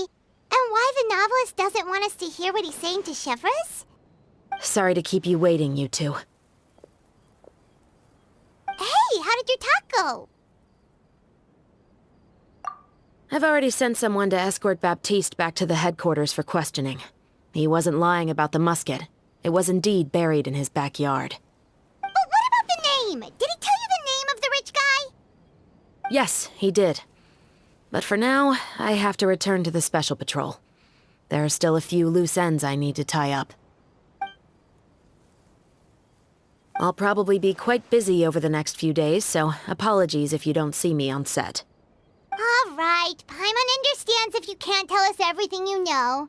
We'll just keep an eye on the Steambird then.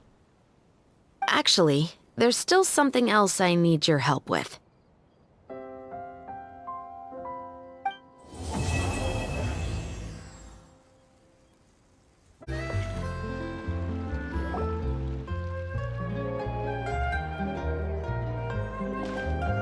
Good morning!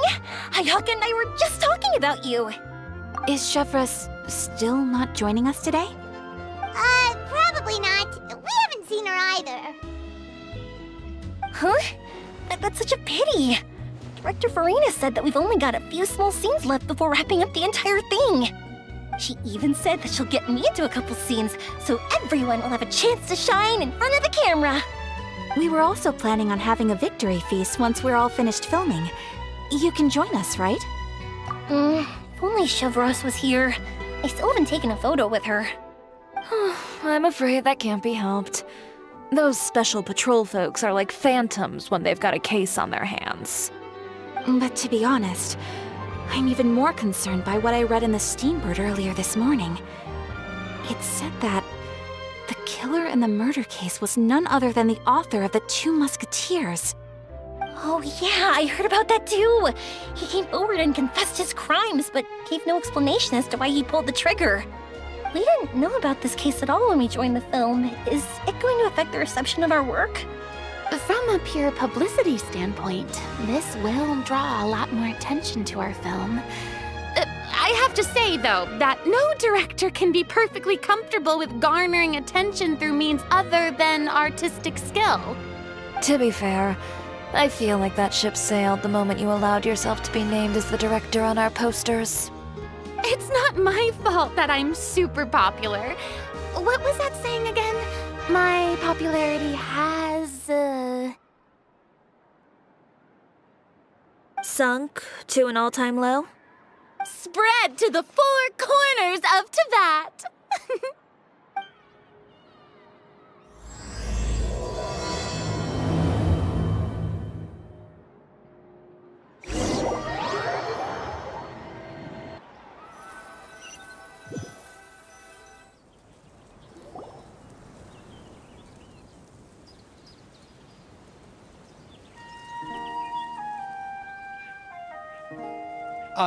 Excuse me, everyone. Xavier! Feels like it's been ages since we last saw you. I've been talking nonstop with the Film Association, and I'm absolutely swamped trying to coordinate the film's marketing. So forgive me for not being around more often, but please believe me when I say that I will make sure everyone's hard work gets the exposure it deserves. Oh, seems like you've been fighting your own battles. Yes, that's one way to put it. Oh, and before we begin the final round of filming, please allow me to finally introduce you to the original investor of our film, Mr. Morris. A pleasure to meet you all. Yes, glad to make your acquaintance, Mr. Morris. We've heard about the issues you've encountered with your financial situation, and genuinely hope that things have taken a turn for the better. Oh, well, the situation has indeed improved somewhat. Don't worry, Mr. Morris. Accidents and last-minute challenges happen all the time. There's no need to blame yourself over it. The good news is that we're almost done filming now, and I would even say that this is the best story I've ever seen. Is that so? I say that's great news. All right, now that we've gotten all the pleasantries out of the way, let's get this show on the road. We'll mostly be filming typical people and scenery from the streets today to improve the sense of environmental ambiance in some parts of the film. Oh, and there'll be a cameo for Mr. Kamisato and Miss Yoimiya as well. They'll be used to show outsider perspectives on the fates of the two musketeers. That's right. Ayato should be here any minute. Excellent! Then let's start with the scenery shots. Camera and clapper loader, you're up. Yep, we'll be ready. Remember, all we need are some wide zoom shots of the streets. If you happen to find some particularly lovely patches of flowers and grass, feel free to grab some close-ups of those as well. Ready? Lights! Camera! Action! Okay, now move the camera slowly. Try to focus on that flower. What's wrong? Just adjust the focal length a bit. Something the matter? Huh? But wasn't it working fine for all the days before? Veronique, can we try a different camera? No problem. How about this one? All right, let's give it another try. Lights! Camera! Action!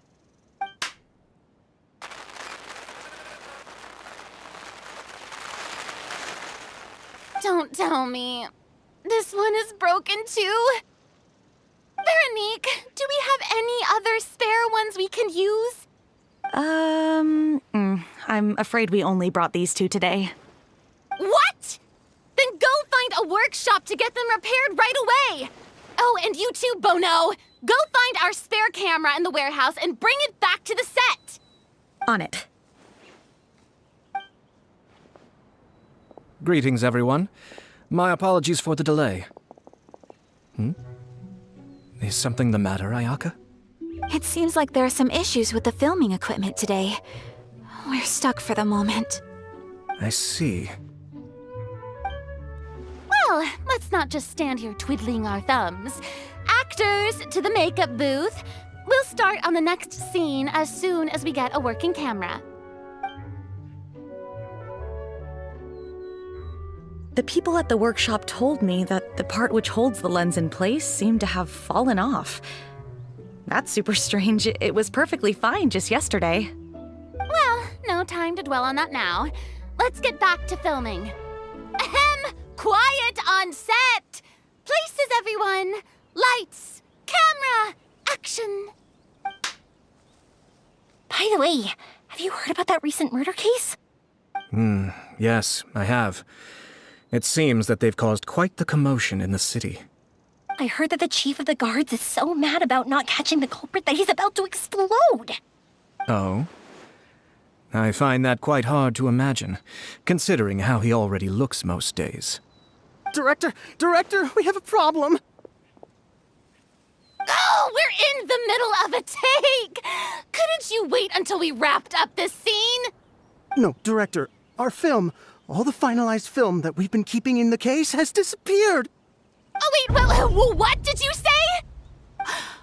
Mr. Bono, please take me to where the film was kept right away. I'm coming too. No, Yoimiya, you have to stay here. Oh. Okay, listen up. Everyone who's not working on this current scene can go with Bono to look for the film. Everyone else, stay put and wrap up the scene. Unbelievable. How could all these problems happen in just one day? We're back.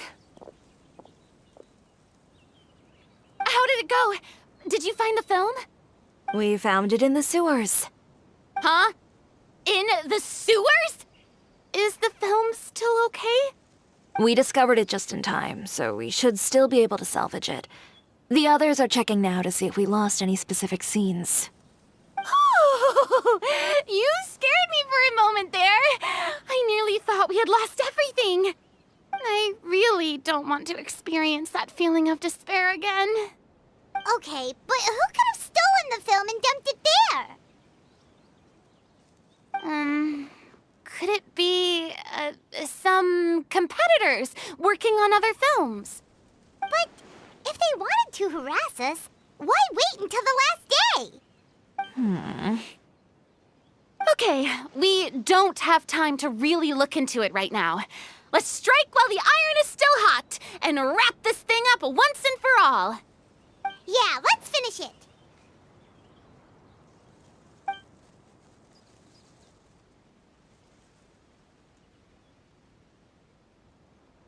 I would like to officially announce that our entry to the festival, The Two Musketeers, has now concluded filming!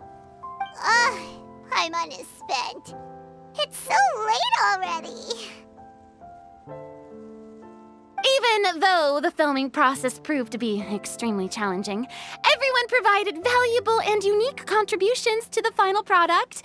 Thank you all for your dedication and support.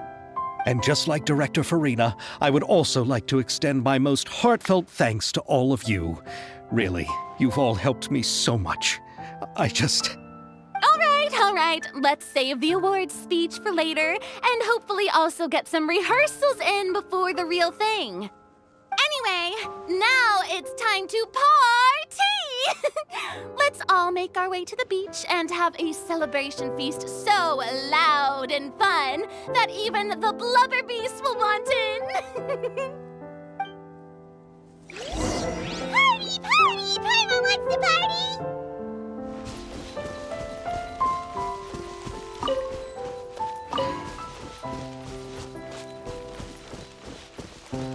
Whoa, this place is hopping. Everyone's finally getting to relax after wrapping up the film. Let's go chat with someone. Have you ever seen a fireworks show, Mr. Morris? It's pretty amazing. I'm afraid I haven't, but I'll take your word for it.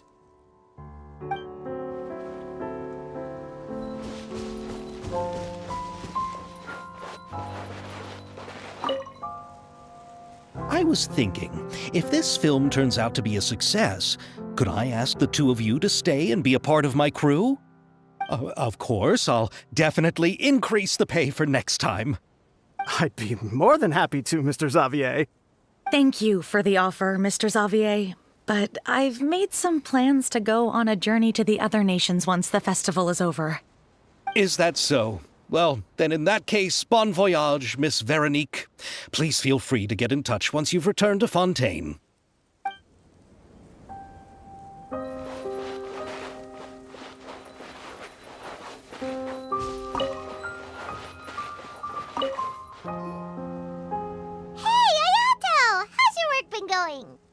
Everything went rather smoothly. Thank you for your concern. Ayato told me that we've already confirmed the dates for some Inazuma Fontaine cultural exchange events. So the next time we visit, we'll be doing so in our capacities as the representatives of the Yashiro Commission. Oh, that's great! Then maybe Paimon will be able to find Fontaine detective novels in Inazuma from now on! Oh, wait, wouldn't Yae Miko get upset if that happens? That would be stealing some of her business. You've got a point. She's always complaining that light novels have become bland and too predictable after all. The cultural exchange won't only feature literatures of both nations, of course. We have also made plans for cross-cultural engagements in the fields of gourmet cuisine, toy making, and artisan craftsmanship. Whoa! Paimon's getting super excited now! When the time comes, be sure to visit and participate in all the events.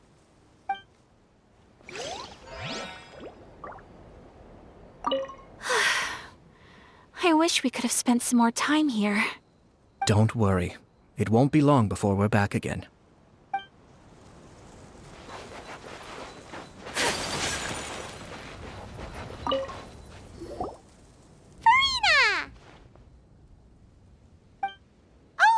My darling clapper loader and camera operator, you've both worked really hard. Paimon thinks you worked even harder than us. Honestly, Paimon was getting a little tired of playing with the clapperboard by the end of it. Worst of all, Paimon started having dreams of you shouting, "Lights, camera, action!" into Paimon's ears. The actual dream can't even start until you've yelled that. Hey, if anything, shouldn't I be more grand and delightful in your dreams? We've been through so much together, and that's how your brain remembers me? That's not Paimon's fault. We've just used the clapperboard bored too much lately. Anyway, what's most important is that we've wrapped the film. I'm pretty confident that we'll take first prize. Hey, no need to mention the official name. Wait, now that you mention it, if we did win the prize, would Farina just get a statue of herself?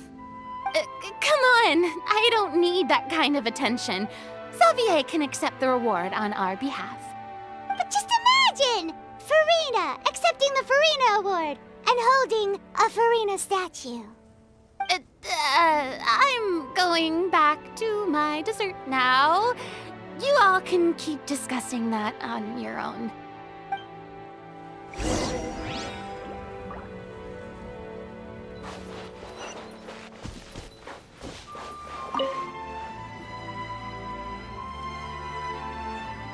Chiori!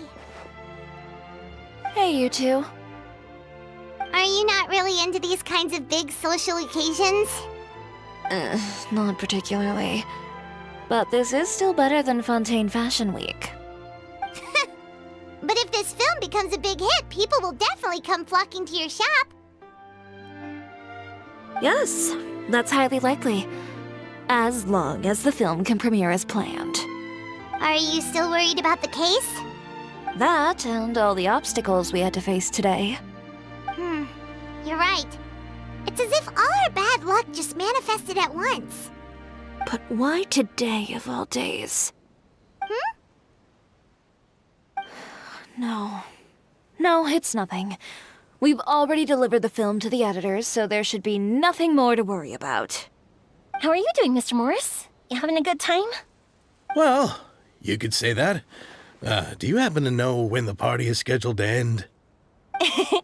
Judging by how much fun everyone's having, I'd say probably not until well after midnight. Is there something that you still have to take care of at home, Mr. Morris? Oh, well, I'm just not a late night person, so I might take off shortly. Oh no! Silly me. I almost forgot something super important. Oh, what is it? I prepared a whole batch of fireworks for the party, but I forgot to bring them over from the warehouse. Fireworks, you say? Well, that's, truly a pity. Sorry things didn't go as planned. Could you help me carry them over, Mr. Morris? I won't be able to fetch all of them by myself. Me? Are you sure that you can't find anyone else? I just wanted to make this a surprise for everyone. The warehouse isn't far from here. We'll be there in no time. Pretty please, Mr. Morris. These are some of the best fireworks I've ever made.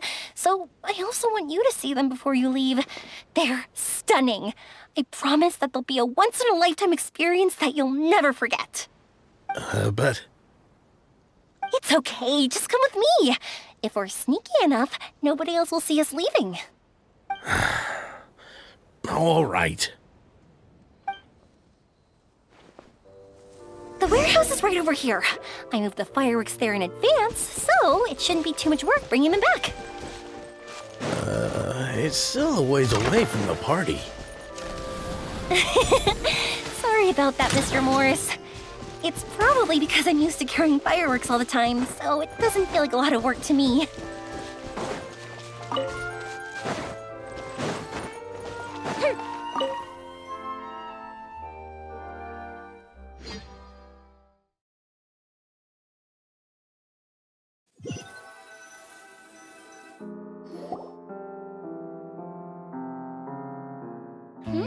It's dark in here. Wait here, Mr. Morris. I think the light switch should be somewhere over here. Why did I have to get roped into this? What was that?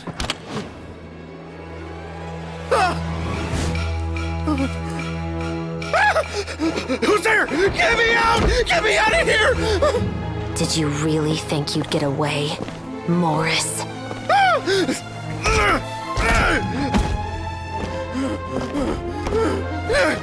You've got the wrong guy! It wasn't me! I'm not the killer! You know, Eliza died a far more heroic death than this. She fought your assassin to the end, to save the children she had hidden beneath the floorboards.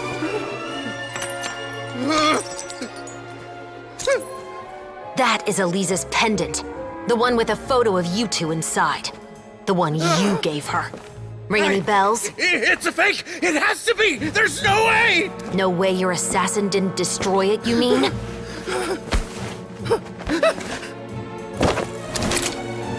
Did you ever love her, Morris? Or was killing her always the plan? No, please. Listen to me. I told Eliza to keep us a secret. I paid her plenty for her silence. I never thought she'd keep the child. Everything was gonna come out, and I had no choice. She forced my hand. No! I'm begging you. I have money. Just name your price, please. You can keep your Mora, and you can go to hell.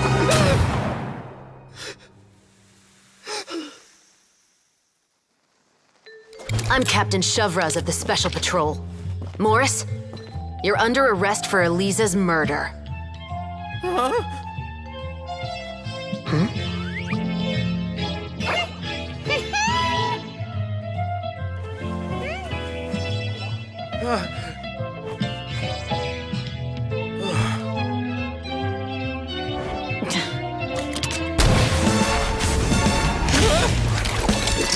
You're under arrest too, prop manager Veronique. Or perhaps I should call you the Second Musketeer.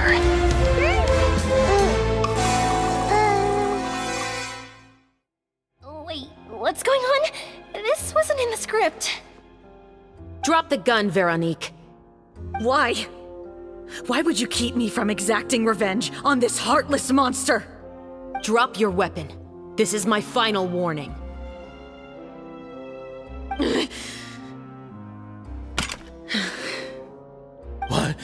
What is going on? Do I have to spell it out for you, Morris? Everything that took place just now was staged to get you to confess the truth. But this last part is all improv, of course.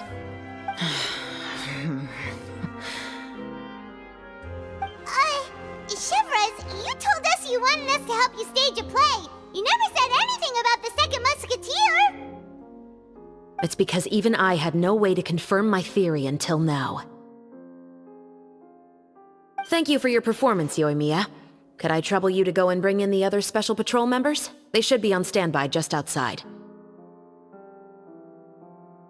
Oh, and please tell the other cast members not to worry about us. We'll be rejoining them shortly. On it!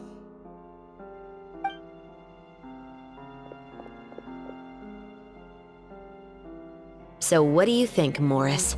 Care to talk about what happened 20 years ago? My patience is limited, you know. Don't force me to take you back to the interrogation room. I'd wager that you wouldn't last for more than a minute in there. With the recording we made, you have no chance of winning in court. Cooperating with us now is the most practical move. All right. I'll talk. I hired an assassin to murder Eliza. She once worked as a maid on my family's estate. She was very beautiful, and after some time I fell for her. We kept our relationship a secret and carried out an affair for some time, but it wasn't long before she became pregnant. And if my parents ever found out, they would have stripped me of my inheritance and status, driven me out of my home. I also didn't expect Eliza to insist on bringing the pregnancy to term. She even asked me to leave my family and travel far, far away with her. She believed that you were truly in love with her. I didn't have a choice. I gave her a large sum of Mora, told her to leave the family and to get rid of the baby. But then years later, she sent me a letter. There were photos of 2 children, and she even asked if I could find some time to visit them. Huh? 2 children? Paimon thought Baptiste was the only... you mean... Even if she had the children against your will, you could have just ignored the letter entirely. Why kill her? I had just gotten engaged to be married to an heiress from another wealthy family. So if anyone were to find out about Eliza, my life would be completely ruined. I didn't have a choice. No, you always had a choice. You just made the wrong choice. Again. Do you know how it feels to watch your mother be killed right in front of you? My brother and I were hardly even school age yet. We were hidden beneath the floorboards, grasping each other's hands like a lifeline. We were so terrified that we didn't even know we could ever take a breath. All we could do was to watch Mother try to fight back, and then collapse to the floor. Even after the assassin left, we were still too terrified to leave our hiding spot. We thought that he might come back. It was only until the next evening when we finally climbed out and gathered around our mother. But she had already become cold and stiff to the touch. You made up your mind right then and there to bring this case to light. Not only that, we resolved to get our revenge. And that's why you became the Musketeers. No, that's why I became a Musketeer. The man from before was also killed by me. My brother had nothing to do with it. I figured as much. You did? I once told these two that he didn't look like a killer to me. His confession from that night also rubbed me the wrong way. I think what really tipped me off was, how could I not feel a sense of regret in him? Huh? He confessed faster than any criminal I've ever met, but he didn't say a single word about you. He insisted that he was the sole perpetrator in the case. But after the questioning ended, I disassembled the musket we dug up from his backyard, put it in front of him, and told him to reassemble it. Wanna guess how far he got? He had no idea where to even start. He's never touched a gun in his life. Based on that, I determined that he was not acting alone.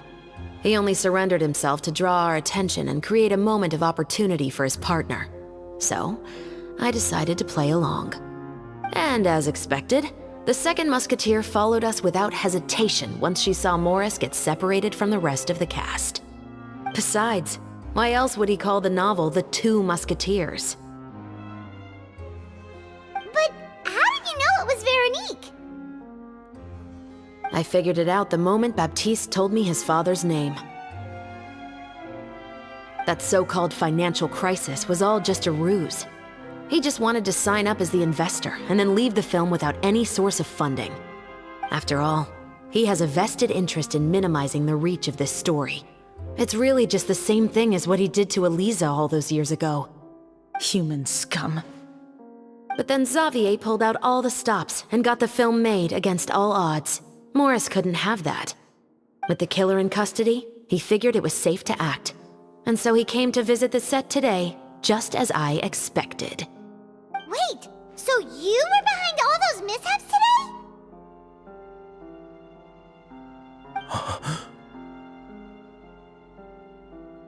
As for the identity of the second Musketeer, I assumed they'd probably stay close to Morris and look for an opening. And if they already knew that Morris was the film's investor, then that narrowed the list of potential suspects as well. Furthermore, being the props manager would allow the culprit to avoid scrutiny by purchasing mechanical parts in the name of the crew. With that hypothesis in mind, I went back to check Baptiste's orphanage adoption records. Guess whose name I saw on the same page, just a few lines from his. My brother. He trusted you. As in, he trusted me to perform the deed on his behalf? He trusted you to stand on the side of justice. I am. I thought you could do it as well. Oh, the look on your face when you told him to go to hell. I really thought you'd put a bullet in his brain. You know what he has done. Are you telling me that you'd rather see him spend the rest of his life living like a king in the fortress of Meripede? I will never be able to forget the feeling of my mother's cold, lifeless hands. And you would call this ending fair? Is this what you call justice? I won't lie, Veronique. I did hesitate when your brother first told me about the truth. I wondered. I agonized over whether I should really put a bullet in his head. So why don't you? Because that should never be how justice is carried out in this world. Perhaps, to you, justice is simply reciprocated. An eye for an eye, and a life for a life. But everyone has their own understanding of justice. If everyone were to pursue their own definition of it, there would be no more order in this world. Today, you'll kill Morris, and tomorrow, his children may come for you. The world cannot render judgments based on a desire for revenge. That will only lead to a cycle of revenge, as well as the destruction of order and civilized society. Fontaine is founded on a set of laws and a standardized code of justice. That is why we are the nation of justice. But with all that said, I will promise you this. Morris will not lead a cushy life in the fortress of Meripede. Chevros, the rest of the Special Patrol is here. Thank you so much, Yoimiya. Letelier, Terena, please take them away.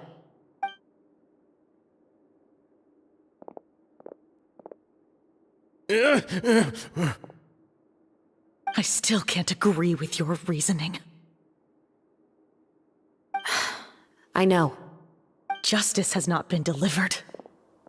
At least, not today.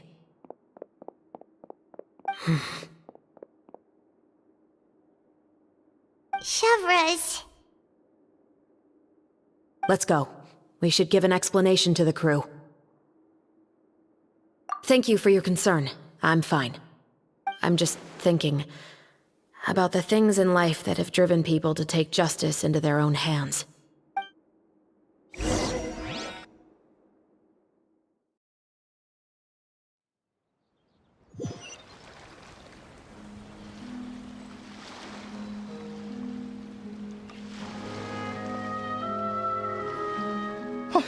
Who would have thought Morris would turn out to be... I'm at a loss of words. How could he have done something like this? I'm just glad that you're all safe and sound. Who knew that such a labyrinth of cases would be behind this story? Well, what should we do now? We have a finished film, of course, but should we still go ahead with the premiere? What do you mean? Shouldn't you be even more motivated to spread the word now that you've learned the truth? Chiori is right. I'd also like more people to see this story for themselves. But the real ending of the story seems to have deviated somewhat from the one in the script. Is that still acceptable to you, Miss Chevros? The call is yours. We still have time to reshoot an ending if that's what you'd like. No, it's fine as is. I like what we have for the catharsis. Romanticism is what gives works of art their appeal. Fiction is able to explore means of restitution that could never work in real life. Just like the real world, the world of stories also has its own set of rules and justice. These different possibilities are what initially drew me to reading in the first place. Sounds good to me. I support your decision. What about Veronique? Will she be okay? She will soon face her judgment alongside her brother and Morris. If I had to guess, they'll probably all be sent to the fortress of Meripede. I'll make sure to give Risley a heads up about it. Oh, you mean that kind of heads up? Exactly. Ahem. All right, then the matter's settled. Now that everything's been taken care of, there's no reason for us to keep looking all gloomy and grumpy. Let's get back to the feast and enjoy each other's company. We'll be starting the post-production process tomorrow. You should join us, Chevros. You missed the first few hours of the party, didn't you? All right. Count me in. Then I'll wait for you over there. There's still some good news that I'd like to share with Chevros. Traveler, Paimon, could you wait for me by the sea after the party ends? I'd like to go on a brief walk with the two of you. Thank you very much.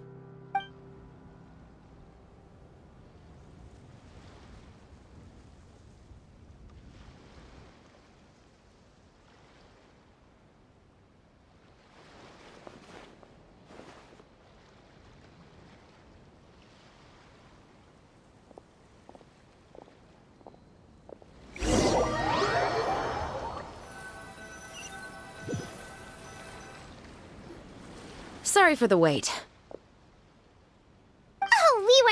long at all. Is there something else you wanted to tell us? No, I don't have anything new to share. I just felt that since you were my investigation partners, I should have another conversation with the two of you.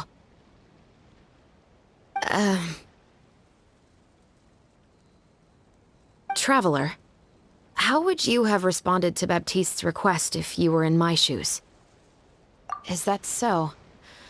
Well, thanks for sharing. When I was young, my father often took me here to swim. We'd come rain or shine, even when it was freezing cold. He told me that swimming was the best activity to train one's strength of will. You could never give up before reaching the shore, especially when the water was cold. Oh? Why's that? Because the moment you give up would be the moment you die. At that point, I still hadn't received my vision. One winter, the chilly wind felt almost like knives on my skin, and the seawater was so frigid that it numbed my toes the moment I stepped in. I cried and begged my father to spare me from having to swim across, but he wouldn't listen. He used to be a member of the Special Patrol as well. You could say it was his way of educating his children. That sounds awful. When he saw that I wouldn't stop crying, he just picked me up and tossed me into the icy water. The bone-chilling cold took away my senses. I couldn't feel anything but fear and rage. I waited for my father to save me, but one look and I knew he'd already started swimming for the opposite shore. I realized that if I were to give up, I really would die right then and there. I used all of my strength to try and catch up to my father. Those few minutes felt longer than my whole life up until that point. I did, however, make it to the other side. I've never felt afraid about anything in my life after that, nor have I ever cried again. That way of teaching would have never worked on Paimon. Yeah, I don't think that was the right method for anyone. It's just that, working now as I am in the pursuit of justice, I still sometimes feel like I've been tossed into that winter sea all over again. The anger and the helplessness. Chevreuse. But the worse I feel, the more I know to never give up. The alternative would be to forever lose myself among the waves. Anyway, how about a race? Neither of us will drown, but we can still see who swims faster. You guys go ahead! Paimon will grab the clapperboard to mark the start of the race.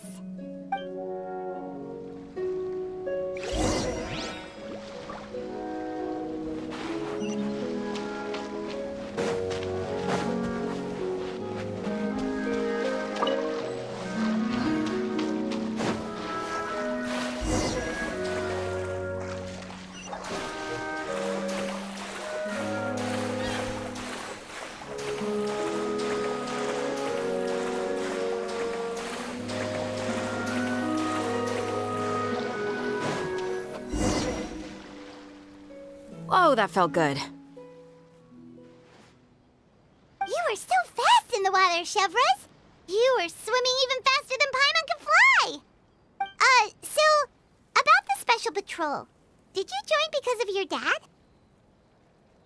Partly, but I'd say I was more inspired by the heroes I read about in stories growing up. Oh, so it's due to your love of stories. Of course, it was only after I joined the Special Patrol that I learned that truth is often stranger than fiction. Come on, let's walk a bit more.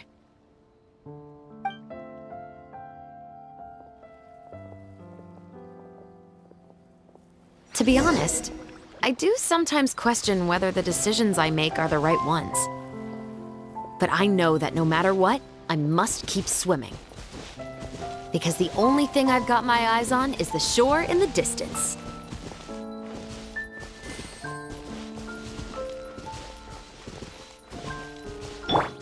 Yoo-hoo!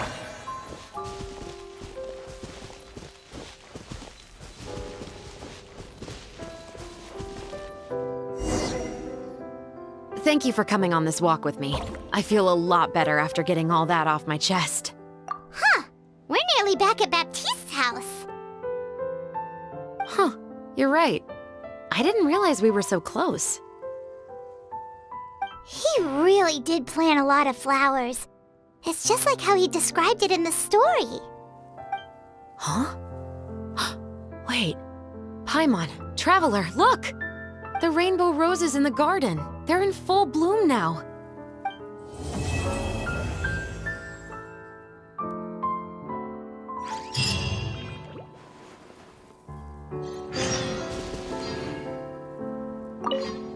Even though it's a bit late, I must thank you for investigating this case with me. Not on behalf of the Special Patrol this time. It's a personal expression of gratitude from yours truly. Oh, you want to hear more about my father? To be honest, I didn't spend that much time with him. He was always busy with the Special Patrol, so he would often return home really late at night. Some nights, he didn't come home at all. Once, he didn't come home for a long time, maybe a whole week or so. When I went out to buy food, I learned that he had become a criminal, and by extension, that made me a criminal's daughter. But we can talk about that another day. I actually have a lot of sympathy for Veronique and Baptiste. I can understand the hatred they feel for their father. But that doesn't mean I'll allow them to walk the path of evil, even if it might lead to another sense of justice. Films are different from the real world. They're a form of art and represent the wishes in people's hearts. I adore the two Musketeers, and I'm very happy to have had the opportunity to act the role as one. I can't wait to catch the film when it premieres in the Opera House. I'm looking forward to seeing the audience's reaction to the climactic ending. Thank you for looking out for me. I'll see you at the award ceremony. I'd be very surprised if we don't win.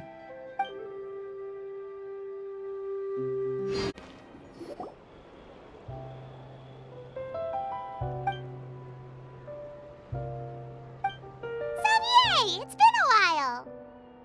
Hey there, you two! Sorry I've been scarce. I've been buried in marketing and preparing the film for release ever since we wrapped post-production. The award ceremony is today, right? Paimon wonders if we'll win the Farina Award. I'd give it a 90% chance. Farina! Oh, Paimon didn't know you were already here. You're earlier than everyone else. I'm sure the others will also be here in no time. Xavier, if we end up getting called on stage, shouldn't you come up with a name for our crew? What? But we don't even know if we're going to win. I wouldn't want to jinx our chances by celebrating early. Just open your eyes! Surely you've seen the audience's reactions to our film. We've had nothing but critical acclaim. You've also had conversations with the Opera House's operating staff, right? Didn't they want to increase the number of showings? With the Mora you've made from the box office, you can now open your very own film company. But that's all credit to my amazing crew. You've all helped to make this a reality, so I can't be the only one asked to come up with a name. Well, give it some thought. I'm sure the crew will respect your choice. All right, but before that, Traveler and Paimon, could I trouble you to quickly pay a visit to the Fortress of Meripede? Huh? But shouldn't we stay for the award ceremony? I wanted to ask you two to invite Shavraz to join us at the ceremony. She's one of the lead roles, after all. I haven't been able to find her recently, so I haven't had the chance to invite her personally. According to the papers, the culprits of the Musket murder case will be personally escorted today by the captain of the Special Patrol to the Fortress of Meripede. Oh, Paimon gets it now.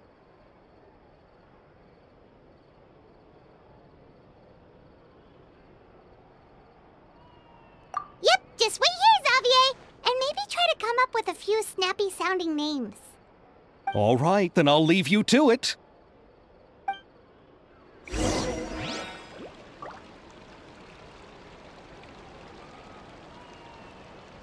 Will we really win an award? Trust me. When have I ever been wrong about something like this?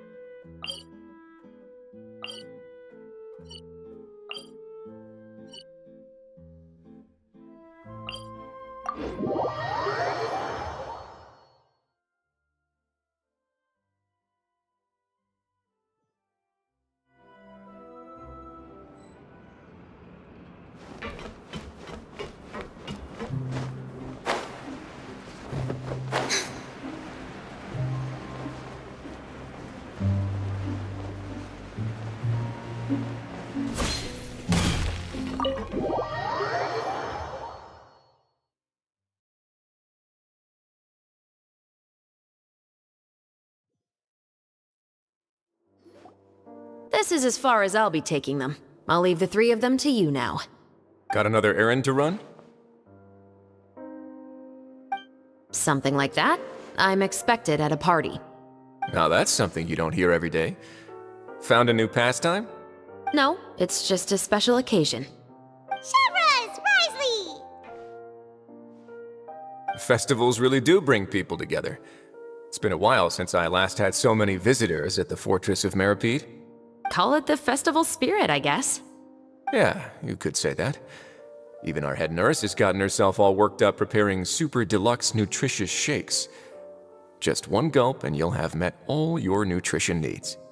Were you talking about work just now? We've already finished discussing everything. So, what do you think about my heads up, Mr. Risley? I believe I haven't yet made any promises or guarantees. But you also didn't shoot me down. Here, how about this? You could give everyone a copy of the newspaper. Perhaps on the day when the cover story happens to, oh, I don't know, expose a certain someone's misdeeds from 20 years ago? I suppose then a certain someone may soon find himself the most unlucky person in the Fortress of Meripede? While another two people will soon be hailed as heroes. Speaking of heroes, did you two need something from me? Actually, we're here for... You're here to invite me to the party, right? Don't worry, I didn't forget. Ooh, then let's head back right away!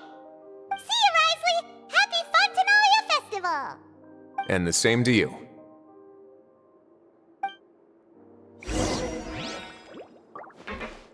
Please, go and enjoy the festival.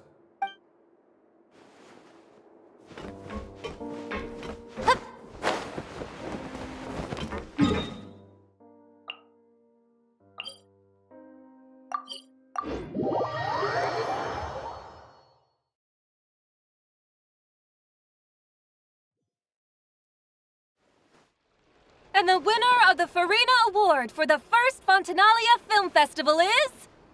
The Two Musketeers!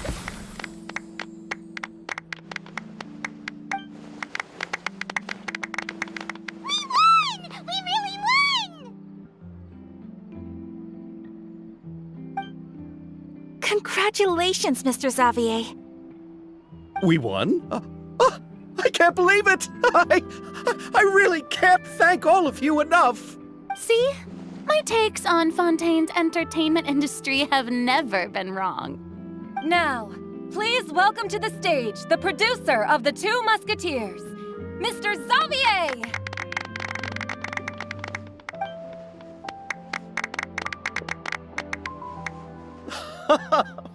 Thank you! Thank you all so much for your recognition and support.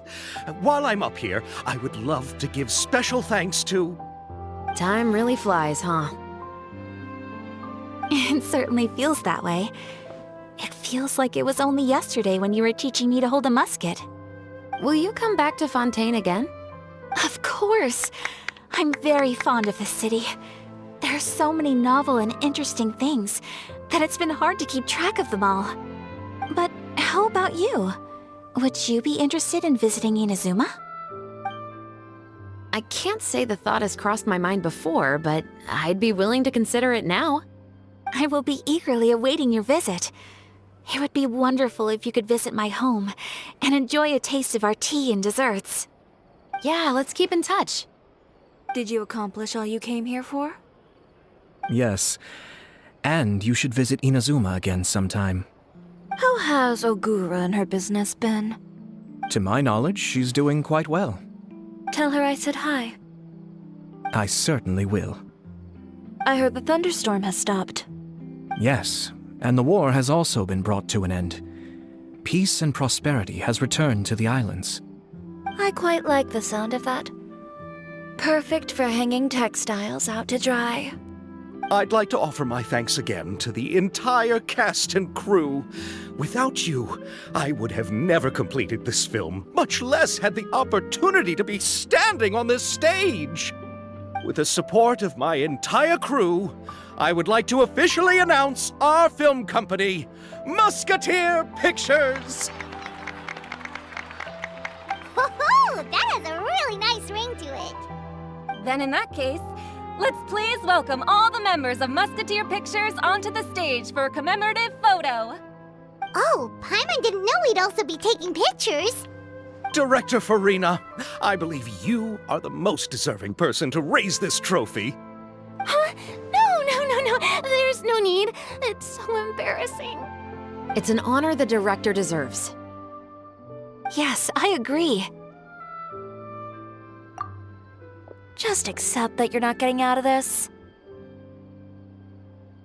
Ready, everyone? 3, 2, 1. Musketeer Pictures!